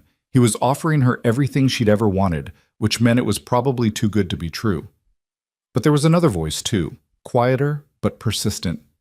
The voice that remembered being brave once, before the world had taught her to be cautious. The voice that wanted to believe in second chances and fresh starts and cowboys who kept their promises. "I'm afraid," she whispered. "I'm so afraid of getting hurt again, of letting Evan get hurt." "I know," Colt said. "I can't promise you'll never be hurt. Life doesn't work that way. But I can promise I'll never deliberately hurt you. I can promise I'll work every day to be worthy of your trust. I can promise that when things get hard, and they will get hard. I won't run. I'll stay and we'll work through it together. What if I'm not a good ranch wife? What if I don't know how to do the things I'm supposed to do? Then we'll figure it out together. I don't need perfect, Cora. I just need you, your willingness to try, your heart. He paused. Tell me what you're thinking. Really thinking. Cora took a shaky breath, trying to organize the chaos of emotion swirling through her. I'm thinking that 6 weeks ago, I was alone and scared and convinced I'd spend the rest of my life moving from town to town, never belonging anywhere. I'm thinking that you walked into my life and made me feel things I thought I'd never feel again. Hope and happiness and the possibility of a real future. I'm thinking that Evan lights up whenever you're around in a way that breaks my heart because it reminds me how much he's been missing. She looked down at their joined hands, at the ring glinting in the moonlight. I'm thinking that I want to say yes so badly it terrifies me, because wanting something this much means it can destroy me if I lose it. You won't lose it, Colt said firmly. You won't lose me. I'm not Robert Cunningham. I'm not any of those men who made promises and broke them. When I say forever, I mean it. How can you be so sure? It was the question that haunted her, the doubt that kept her from fully surrendering to the possibility of happiness. Because I've spent my whole life working toward permanence, because I don't make decisions lightly, because when I commit to something, whether it's buying this land or courting you or raising Evan, I see it through. He squeezed her hand gently. And because I've never felt about anyone the way I feel about you. Never wanted anyone's happiness more than my own. Never been willing to stand in front of a hostile crowd and declare my intentions. Never imagined building a house and thinking about who'd cook in the kitchen or what color curtains would hang in the windows. You've changed everything for me, Cora. Made me realize that a ranch without a family to share it is just land and buildings. It's not a home. Cora felt the last of her resistance crumbling, the walls around her heart finally giving way under the steady pressure of Colt's devotion.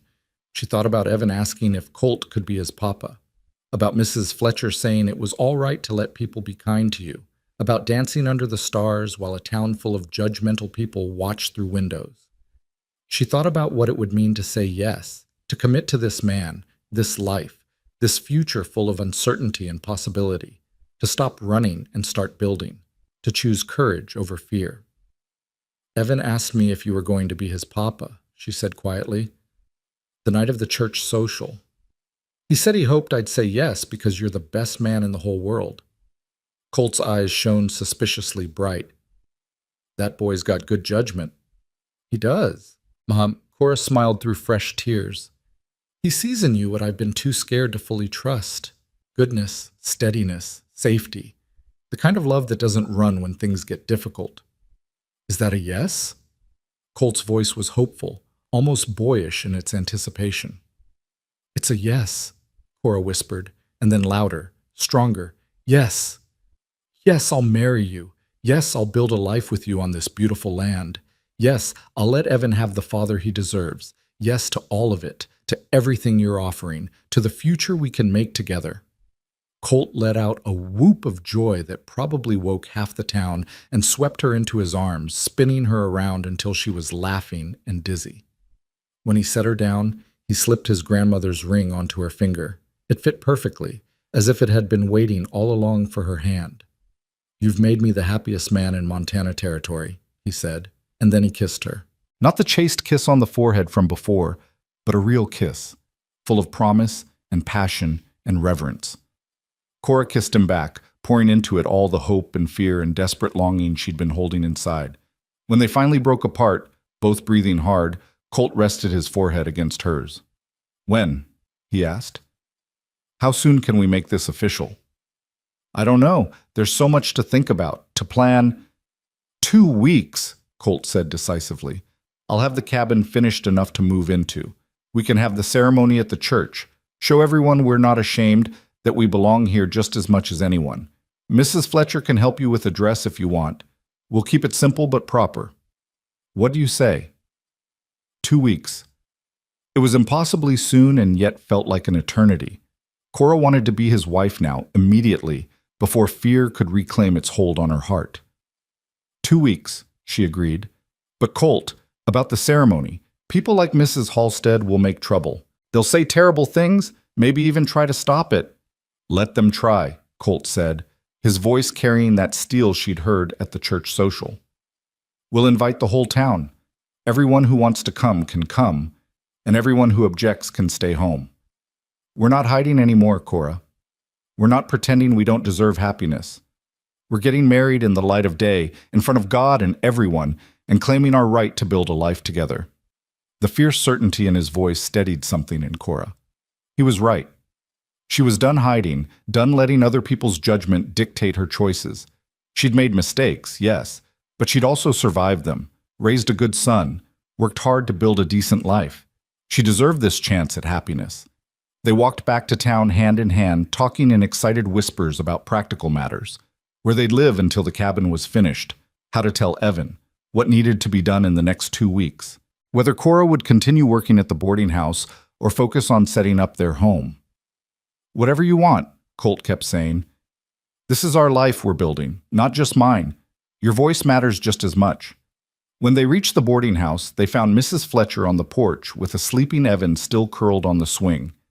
About time you two got back, the older woman said, but she was smiling. I was beginning to think I'd have to carry this boy to bed myself. We have news, Cora said, unable to keep the joy from her voice. She held up her left hand, the ring catching the porch lamplight. Mrs. Fletcher's smile widened. Well, it's about damn time. When's the wedding? 2 weeks, Colt said. And ma'am, I was hoping you might stand up with Cora, as her witness. She'll need someone in her corner, and I can't think of anyone better. Mrs. Fletcher's expression softened in a way Cora had never seen. I'd be honored, Mr. Avery, truly honored. She looked at Cora. You deserve this, girl. Don't let anyone tell you different. Thank you, Cora whispered, for everything, for giving me work when I needed it, for defending me, for being kind when the world wasn't. That's what decent people do, Mrs. Fletcher said gruffly. Now get that boy to bed, and you, Mr. Avery, go home and get some sleep. You've got a cabin to finish and a wedding to prepare for. Colt kissed Cora once more, gentle and sweet, before heading into the night. Cora gathered Evan into her arms. He was getting heavier, growing so fast, and carried him upstairs. She laid him in their bed and began changing him into his nightshirt, and his eyes fluttered open. Mama, did Colt go home? Yes, baby.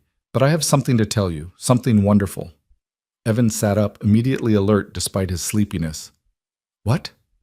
Cora took his small hands in hers, looking into his precious face, so young, so full of trust and hope. Colt asked me to marry him, and I said yes. He's going to be your papa. We're going to be a real family. For a moment, Evan just stared at her, as if he couldn't quite believe what he was hearing. Then his face split into the biggest smile Cora had ever seen, and he launched himself into her arms. Really? Really, truly? I'm going to have a papa? Really, truly, in 2 weeks we're going to have a wedding, and then we'll move to Colt's ranch and live there with him. You'll have a real house, a real home, and Colt will teach you everything about being a cowboy, just like you wanted. Evan pulled back, his eyes shining. Can I call him Papa now, or do I have to wait until the wedding? Cora laughed through happy tears. I think you should ask him, but I bet he'd like that very much. This is the best thing ever, Evan declared. Better than candy, better than stone skipping, better than anything. He paused, his expression turning serious. Mama, are you happy now? Really happy? Yes, baby, Cora said, and meant it with her whole heart. I'm really happy.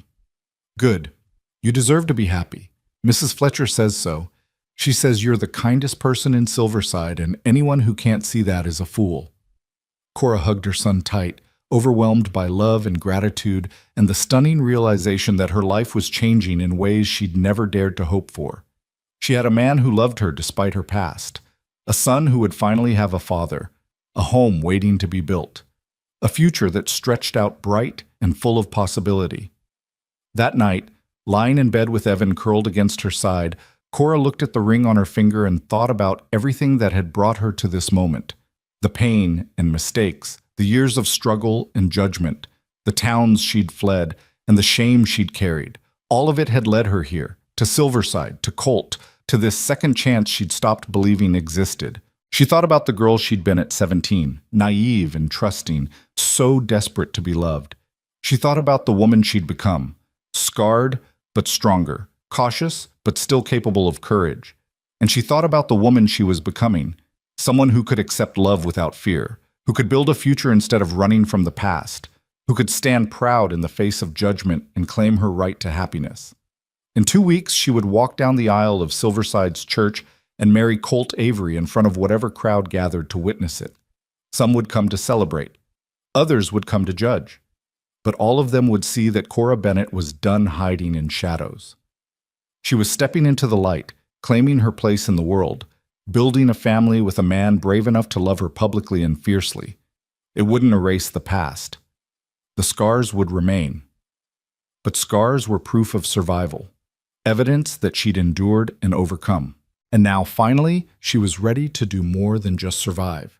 She was ready to live. The 2 weeks before the wedding passed in a blur of activity that left Cora breathless and occasionally terrified, but mostly filled with a cautious, growing joy she was learning to trust. Word of the engagement spread through Silverside faster than wildfire through dry grass, and the town's reaction cleaved along predictable lines.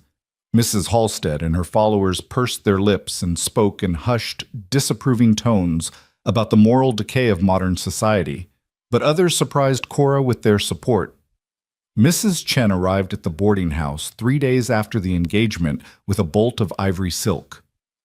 "For your dress," she said simply, pressing it into Cora's hands before she could protest. "Every bride deserves something beautiful. Consider it a wedding gift." Mr. Henderson stopped Colt on Main Street to shake his hand and say, "You're getting a good woman, Avery. Anyone with eyes can see she's got more backbone than half the men in this territory." Even Reverend Matthews sought out Cora after Sunday service, his lined face kind. "I'd be honored to perform the ceremony, Miss Bennett, and I want you to know that you'll be married in a full church with all the dignity and respect any couple deserves." But it was Mrs. Fletcher who became Cora's anchor during those hectic days.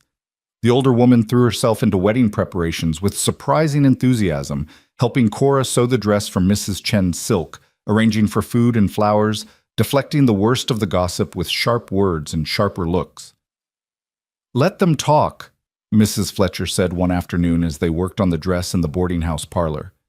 "Half of them are jealous, and the other half are just afraid of anyone who doesn't fit their narrow little molds. You're getting married to a good man who loves you. That's more than most women can say, regardless of how proper their courtship was." Cora looked up from her stitching, her throat tight with emotion. "Why are you doing all this? Being so kind to me. You didn't have to hire me in the first place, much less stand with me through everything that's followed." Mrs. Fletcher was quiet for a long moment, her needle moving in steady practice strokes through the fabric. "I had a sister once," she said finally. "Younger than me by 3 years. Pretty thing, sweet-natured, trusting. Got herself in trouble with a boy who promised her the moon and delivered nothing but heartache. She tried to be brave about it, tried to make a life for herself and the baby, but the weight of everyone's judgment—" She paused, her hands stilling. "She died when the baby was born, hemorrhaged. The midwife said it was just one of those things, but I've always wondered if she'd gotten proper care earlier, if people had helped instead of shunned her, maybe she would have survived." "I'm so sorry," Cora whispered. "It was 40 years ago. Long time to carry regret, but there it is." Mrs. Fletcher resumed her sewing. "When you showed up here with that boy, desperate for work, wearing clothes that had been mended too many times to count, I saw my sister, saw the chance to do for you what nobody did for her. Maybe it won't change what happened to Anna, but it helps. Helping you helps." Cora reached across the fabric between them and squeezed Mrs. Fletcher's hand. "Thank you for seeing me, for giving me a chance. You earned everything you got, girl. Don't forget that. You worked hard, kept your head up, raised that boy right. All I did was not slam the door in your face. The rest was you." Evan, meanwhile, was practically floating through those 2 weeks. He followed Colt everywhere whenever the cowboy came to town, chattering endlessly about the ranch and the horses and what it would be like to have his own room in the new cabin. Colt listened with infinite patience, answering every question, taking Evan's enthusiasm seriously in a way that made Cora's heart swell. One evening, 5 days before the wedding, Colt took them out to see the cabin. Cora had been too busy to visit since he'd proposed, and when they crested the rise and she saw it, She stopped in her tracks. It was beautiful. Not grand or fancy, but solid and well built, with real glass windows and a porch that wrapped around two sides. The logs were freshly hewn and fit together with obvious care. Smoke curled from a stone chimney, and golden light spilled from the windows into the gathering dusk. "You did all this in 2 weeks?" Cora breathed. "Had help from some of the boys at the Rocking M," Colt admitted. "They came out on their days off. Word got around about the wedding, and apparently there are more people rooting for us than I realized." He helped her down from the wagon, his hand steadying her. "Come see the inside." The interior was simple but spacious.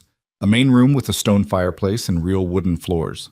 A kitchen area with a cast iron stove and a pump for water right inside the house. A luxury Cora hadn't expected. 2 bedrooms, one clearly meant for her and Colt, the other smaller but perfect for Evan. Handmade furniture, a table and chairs, a rocking chair, a bed frame in each bedroom. "The mattresses arrive tomorrow," Colt said, watching her face anxiously. "And I know it's not much, not fancy, like—" "It's perfect," Cora interrupted, her voice thick with emotion. "It's the most beautiful house I've ever seen." Evan had already claimed his bedroom, running from corner to corner with his wooden horse. "Look, Mama, my own room, and there's a window where I can see the horses. Can I get a real horse soon? Can I, Papa?"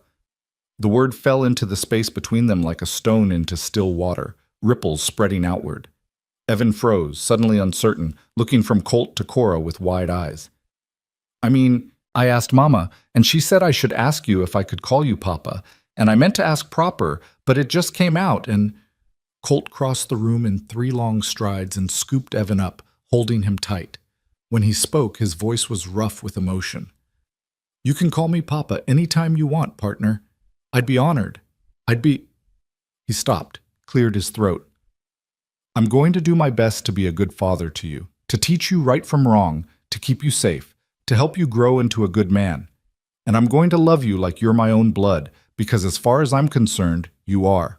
From here on out, you're my son. Is that all right with you?" Evan wrapped his small arms around Colt's neck and nodded against his shoulder. "Yes, Papa." Cora turned away, wiping at her eyes with the back of her hand.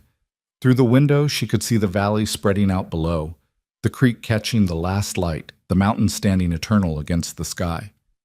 This was going to be home. Not a temporary stopping place, not somewhere to hide until judgment drove them away again, but a real home where they would build a life. Colt set Evan down and sent him outside to explore the yard, then crossed to where Cora stood by the window. He wrapped his arms around her from behind, pulling her back against his chest. "You all right?" he murmured against her hair. "I'm terrified," she admitted. "In 4 days, we're getting married. This becomes real. What if I'm not ready? What if I can't be the wife you need, the partner you deserve?" "You already are. You've been ready since the moment you said yes." His arms tightened slightly. "I know it's scary, change always is, but we're in this together now. Your fears are my fears. Your struggles are my struggles. You don't have to carry everything alone anymore." "I'm not used to that. Depending on someone." "I know, but you're going to learn. We both are." He turned her in his arms so they were face to face. Marriage isn't about being perfect. It's about showing up every day and choosing each other, even when it's hard. Especially when it's hard. Can you do that? Cora looked up at him, this man who'd walked into her life 8 weeks ago and turned it upside down, who'd seen past her shame to the woman beneath, who'd defended her publicly and loved her privately, who was building them a home with his own hands. "Yes," she said, "I can do that." The day before the wedding, Cora was fitting her dress for the final time when someone knocked on her door at the boarding house. She opened it to find a group of women standing in the hallway, Mrs. Henderson, Mrs. Chen, Mrs. Crawford from the bakery, and 3 others she recognized from church. "May we come in?" Mrs. Henderson asked. Cora stepped back, bewildered, and the women filed into her small room. Mrs. Henderson was carrying a basket, which she set on the bed. "We wanted to bring you some things," she said, "for tomorrow, for the wedding." "I don't understand," Cora said. Mrs. Chen smiled gently. "It's tradition here in Silverside. When a woman gets married, the other women bring her gifts, small things to help set up her household." "But I didn't expect—" Cora couldn't finish the sentence, couldn't articulate that she hadn't expected to be treated like any other bride, to be included in the community's traditions. "Open it," Mrs. Crawford urged. Inside the basket were linens, dish towels, and tablecloths, embroidered with care. A set of preserves from various gardens. A beautiful quilt pieced from scraps of fabric in blues and greens. A cookbook with handwritten recipes tucked between the pages. A set of wooden spoons carved by someone's husband. "These are... You didn't have to..." Cora's voice broke. "We wanted to," Mrs. Henderson said firmly. "You're one of us now. Or you will be tomorrow, officially. And we take care of our own." She paused, then added more quietly, "Not everyone in town feels the way Delilah Halstead does. Some of us have been where you are, in one way or another. Maybe not the exact same circumstances, but we've all faced judgment, all struggled, all needed grace. It's about time someone extended it to you." Mrs. Chen touched Cora's arm gently. "Every woman deserves to start her marriage with hope and support. Whatever happened in your past, whatever brought you here, that's behind you now. Tomorrow you begin again, fresh, clean, surrounded by people who wish you well." Cora couldn't speak past the lump in her throat, so she just nodded and tried to blink back tears. The women stayed for an hour, offering advice about marriage and housekeeping, sharing stories about their own wedding days, treating Cora exactly as they would any other bride. When they left, she sat on the bed surrounded by their gifts and wept, not from sadness or shame, but from the overwhelming realization that she was being accepted, that these women saw her as worthy of their traditions, their welcome, their community. Mrs. Fletcher found her there an hour later, red-eyed and surrounded by linens. "Good crying or bad crying?" the older woman asked. "Good," Cora managed. "Definitely good." "Then get some sleep. You've got a wedding tomorrow, and you need to look your best. Show everyone what Colt Avery's getting, a beautiful, strong woman who deserves every bit of happiness coming her way." The morning of the wedding dawned clear and bright, the kind of September day that seemed designed for new beginnings. Cora woke before dawn, her stomach a knot of nerves and anticipation. Beside her, Evan still slept, his face peaceful in the early light. Today she would marry Colt. Today she would stand before the town and claim her right to happiness. Today she would stop being Cora Bennett, the fallen woman with a shameful past, and become Cora Avery, rancher's wife, with a future stretching bright before her. The morning passed in a haze of activity. Mrs. Fletcher helped her bathe and dress, arranging her hair in a style more elegant than Cora had managed in years. The ivory silk dress fit perfectly, transforming her from a boarding house worker into something that looked almost like a proper bride. "You're beautiful," Mrs. Fletcher said gruffly, standing back to admire her work. "That cowboy of yours is going to forget how to breathe when he sees you." Evan was dressed in new clothes that Colt had bought for him, dark trousers and a white shirt, with a small vest that made him look impossibly grown up. He kept fussing with his collar until Cora knelt down and straightened it for him. "You look so handsome, baby, like a little gentleman." "Do I look good enough to be Papa's son?" Evan asked, and the vulnerability in his voice broke her heart. "You look perfect, and you've always been good enough, Evan. Never doubt that. Not about Colt, not about anything. You are smart and kind and brave, and any man would be lucky to call you son." At 1 o'clock they made their way to the church. Cora's hands trembled as she approached the white building with its tall steeple. The same building where Mrs. Halstead had humiliated her just weeks ago. But this time she was walking toward it with her head high, Mrs. Fletcher on one side and Evan on the other, ready to claim her place. The church was packed. Every pew was filled, people standing in the back and along the walls. Cora's steps faltered when she saw the crowd, panic rising in her throat. So many people, so many eyes to witness her moment of truth. But then she saw Colt standing at the altar, and everything else faded. He was wearing a new suit, his hair freshly cut, his face clean-shaven. But it was his expression that undid her, the way his face transformed when he saw her, the pure joy and love and wonder written there so clearly that everyone in the church could see it. He saw her, really saw her, not the scandal or the shame, but the woman beneath, and he loved what he saw. Cora started down the aisle on Mrs. Fletcher's arm, and as she passed, she noted the faces, Mrs. Henderson smiling with tears in her eyes, Mr. Chen nodding encouragement, the Henderson children waving enthusiastically, the cowboys from the rocking M, uncomfortable in their Sunday clothes but grinning broadly, Reverend Matthews waiting with an open Bible and a gentle expression.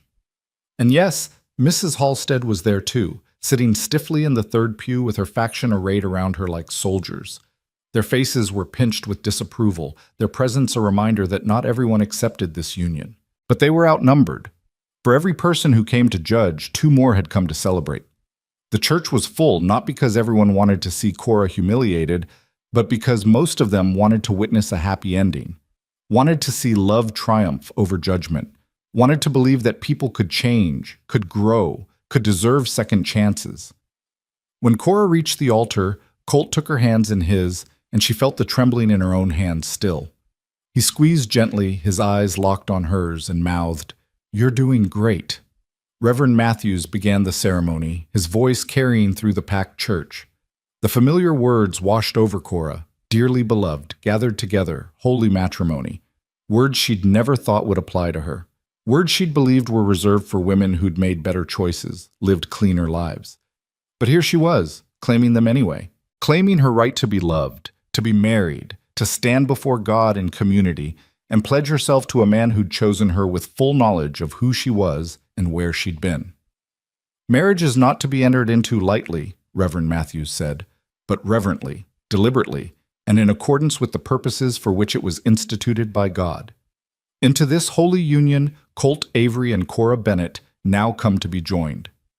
There was a rustle in the third pew. Mrs. Halstead was standing, her face flushed with righteous indignation. "I object," she said loudly, her voice carrying through the sudden silence. "This is a mockery of the institution of marriage. That woman has no right to stand before this altar in white, pretending to be pure, pretending she hasn't sinned grievously."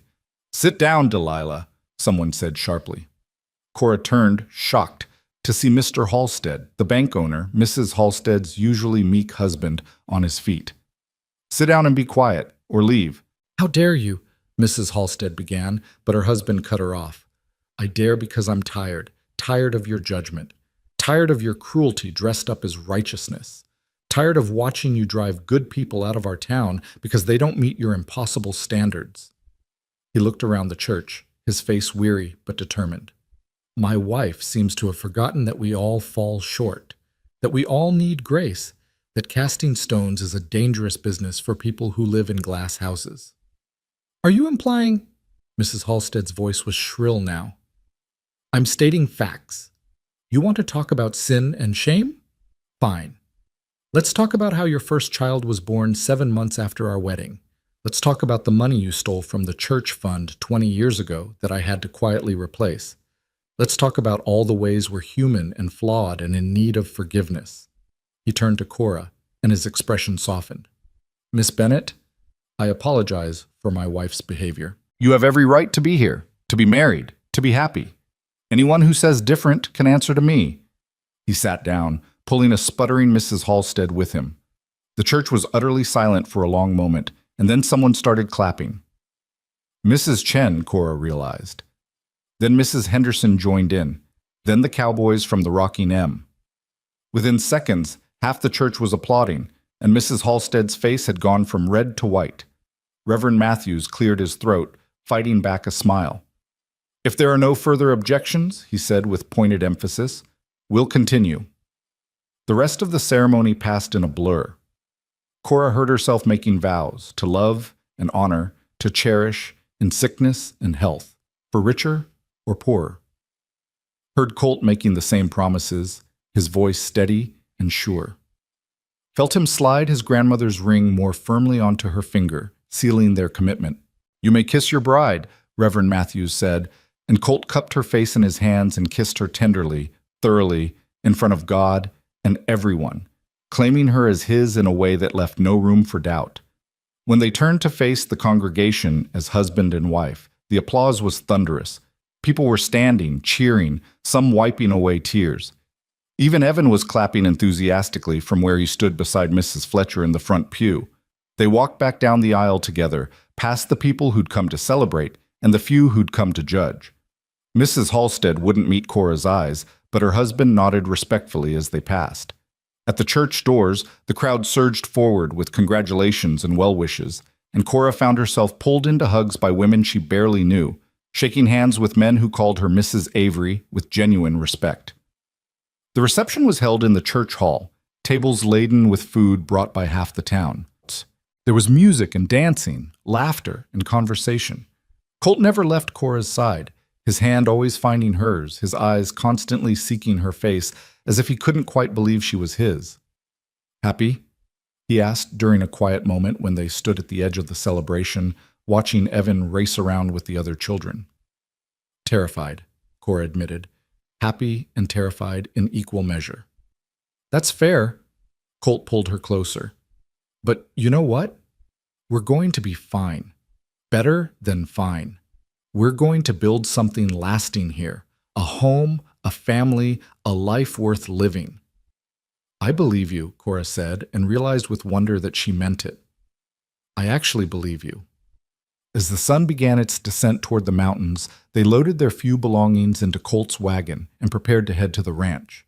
Evan was already asleep in the wagon bed, exhausted from excitement and celebration. Mrs. Fletcher hugged Cora fiercely. "You did good, girl. Real good. And if you need anything at all, you send word and I'll be there." "Thank you," Cora whispered, "for everything. For seeing me when I was invisible. For believing in me when I couldn't believe in myself. Just be happy. That's all the thanks I need." Mrs. Fletcher turned to Colt. "You take care of her, you hear? She's been through enough. She deserves peace and joy, and all the good things life has to offer." "Yes, ma'am. That's exactly what I intend to give her." Colt helped Cora up onto the wagon seat, then climbed up beside her. "Thank you for standing with us today." They drove out of town as the sun painted the sky in shades of gold and pink, heading toward the ranch that was now their home. Cora watched Silverside recede behind them, this town that had witnessed her humiliation and her triumph, her fear and her courage. She was leaving behind the boarding house room where she'd spent so many nights worrying about the future. But she was taking with her the friendships forged, the community support earned, the knowledge that she'd faced down her worst fears and survived.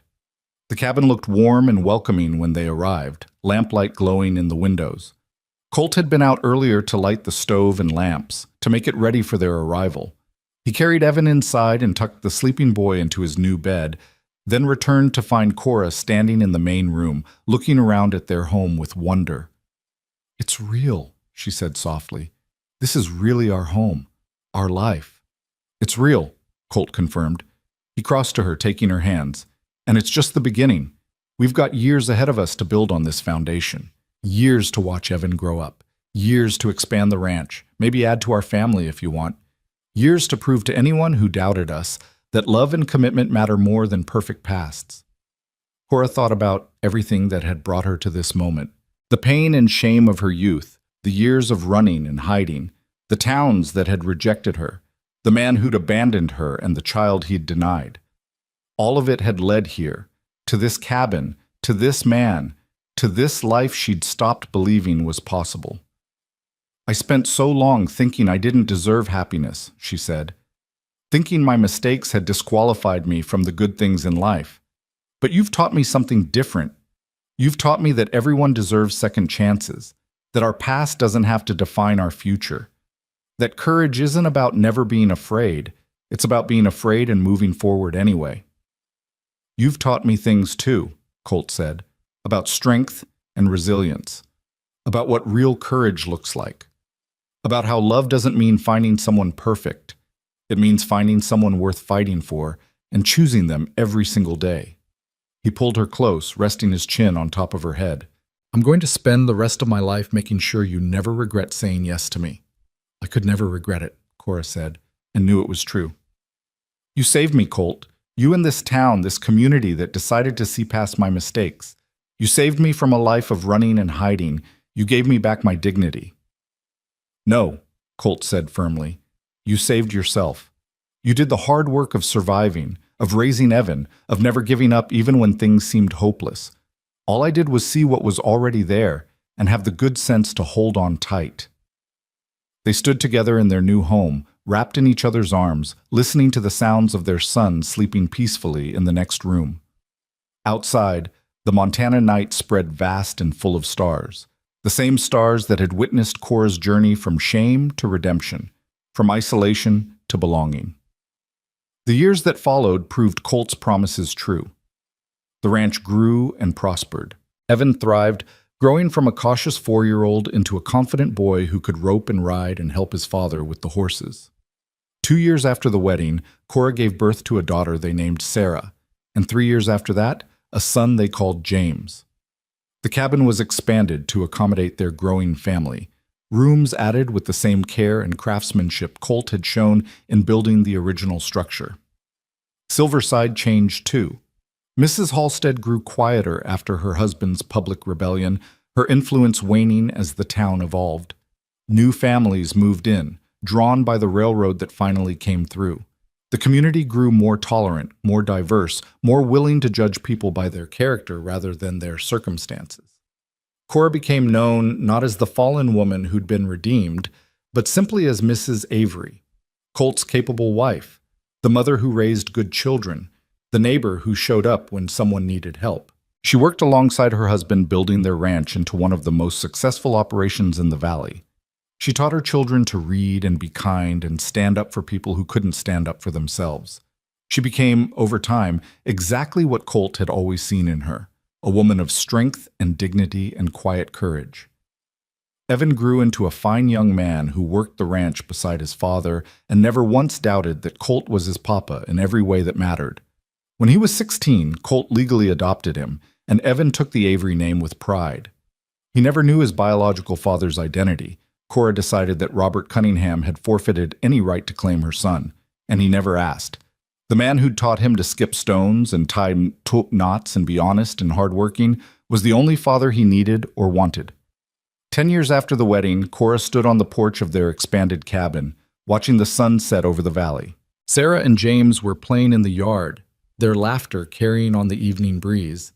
Evan was in the barn helping Colt with the horses.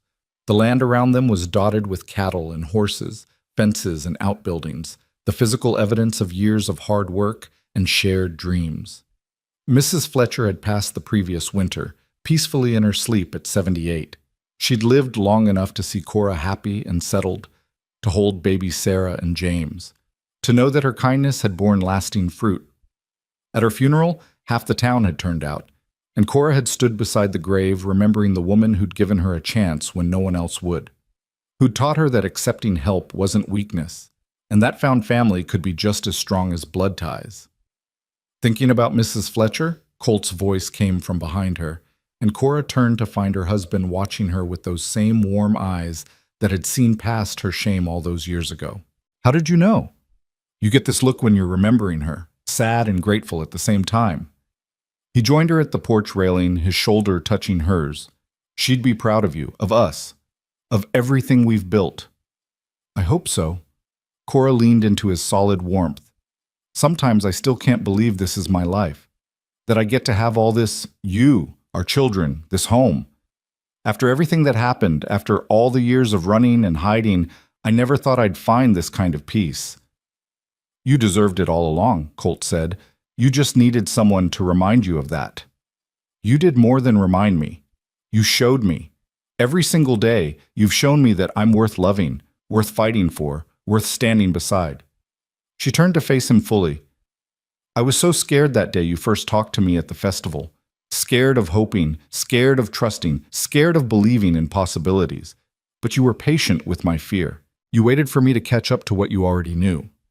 That we belonged together," Colt finished. "That our past didn't matter as much as our future. That love and commitment could overcome anything." He pulled her close, the gesture as natural now as breathing after 10 years of marriage. "Best decision I ever made asking you to marry me. Best day of my life when you said yes." "Mine too," Cora said. Even with Mrs. Halstead's dramatic objection.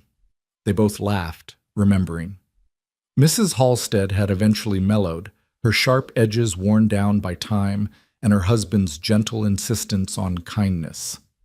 She'd never apologized to Cora directly, but she'd stopped spreading gossip and had even brought a basket of apples from her tree when James was born. It wasn't friendship, but it was peace, And Cora had learned that sometimes that was enough. "Mama, Papa!" Sarah came running up the porch steps, her braids flying behind her. "James said I can't learn to rope because I'm a girl, but that's not true, is it? Tell him that's not true."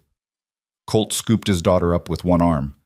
"Your brother's got some learning to do. Come on, let's go show him what Avery women are made of. Your mama can outrope half the hands in this valley when she sets her mind to it." He carried Sarah toward the barn, calling for James to come watch, and Cora stayed on the porch for a moment longer, savoring the scene. Her family, her home, her life, earned through struggle and pain and the courage to keep trying even when everything seemed hopeless. She thought about the girl she'd been at 17, so desperate to be loved that she'd risked everything. About the woman she'd become in the years of running, hardened by judgment but refusing to be broken. About the moment in that church social when Colt had stood up and declared her worth defending. About the wedding where she'd claimed her right to happiness in front of everyone who'd ever doubted her. All of it, every painful moment, every humiliation, every fear, had led her here, had shaped her into a woman strong enough to accept love when it was offered, brave enough to build a life without apology, wise enough to know that her worth had never been determined by other people's opinions. Evan emerged from the barn, tall and strong at 14, and saw her standing alone on the porch. "You all right, Ma?" he called. "I'm perfect, sweetheart. Just enjoying the evening." He grinned and disappeared back inside, and Cora smiled. He never called her Ma anymore except in moments of affection, preferring the more grown-up mom. But she treasured those glimpses of the little boy he'd been, the child who'd clung to her through years of uncertainty and had blossomed into this confident young man under Colt's guidance. The sun touched the mountains, painting the sky in shades of amber and rose. Somewhere in the barn, her family was laughing together, teaching Sarah the skills that would let her hold her own in this frontier territory. In the house behind her, the table was set for dinner, the beds were made, the home they'd built together waited warm and welcoming. Cora Bennett Avery stood on her porch and felt gratitude wash over her so powerfully it brought tears to her eyes. Not the bitter tears of shame she'd shed so many times before, but tears of joy and wonder at how far she'd come, at the life she'd built from the ashes of her mistakes, at the love that had saved her not by erasing her past, but by showing her that her past didn't have to define her future. She was no longer the woman who'd stayed in the shadows, terrified of judgment. She was no longer the girl who'd believed she deserved nothing but shame and exile. She was Cora Avery, beloved wife, devoted mother, partner in building a legacy that would outlast them both. She was the woman who'd faced down a town's cruelty and claimed her place anyway, who'd chosen courage over fear, who'd believed finally that she was worth the fight. And as the stars began to emerge in the darkening sky, the same stars that had witnessed her transformation from outcast to beloved, Cora whispered a prayer of thanks to whatever force in the universe had guided her to Silverside, to Colt, to this life she'd stopped daring to dream of. She'd thought no one would marry her with a child, thought she'd spend her life running from judgment and shame. But a cowboy with honest eyes and a patient heart had asked her in front of them all, had claimed her publicly and proudly, and had shown her that second chances weren't just possible, they were precious. And in doing so, he'd given her the greatest gift of all, the knowledge that she'd always deserved to be loved, exactly as she was. The evening breeze carried the sound of her family's laughter from the barn, and Cora smiled through her tears. She'd survived the shame, she'd endured the judgment, she'd fought for her son and herself with every ounce of courage she possessed. And in the end, love had won. Not the false promises of her youth, but real love, steady and true and strong enough to weather any storm. The kind of love that saw past mistakes to the person beneath. The kind of love that chose commitment over convenience. The kind of love that built homes and raised children and created legacies that would echo through generations. The woman who'd stayed in the shadows now stood in the light, surrounded by everything she'd fought for and more than she'd ever dared to hope for. And it was enough. More than enough. It was everything.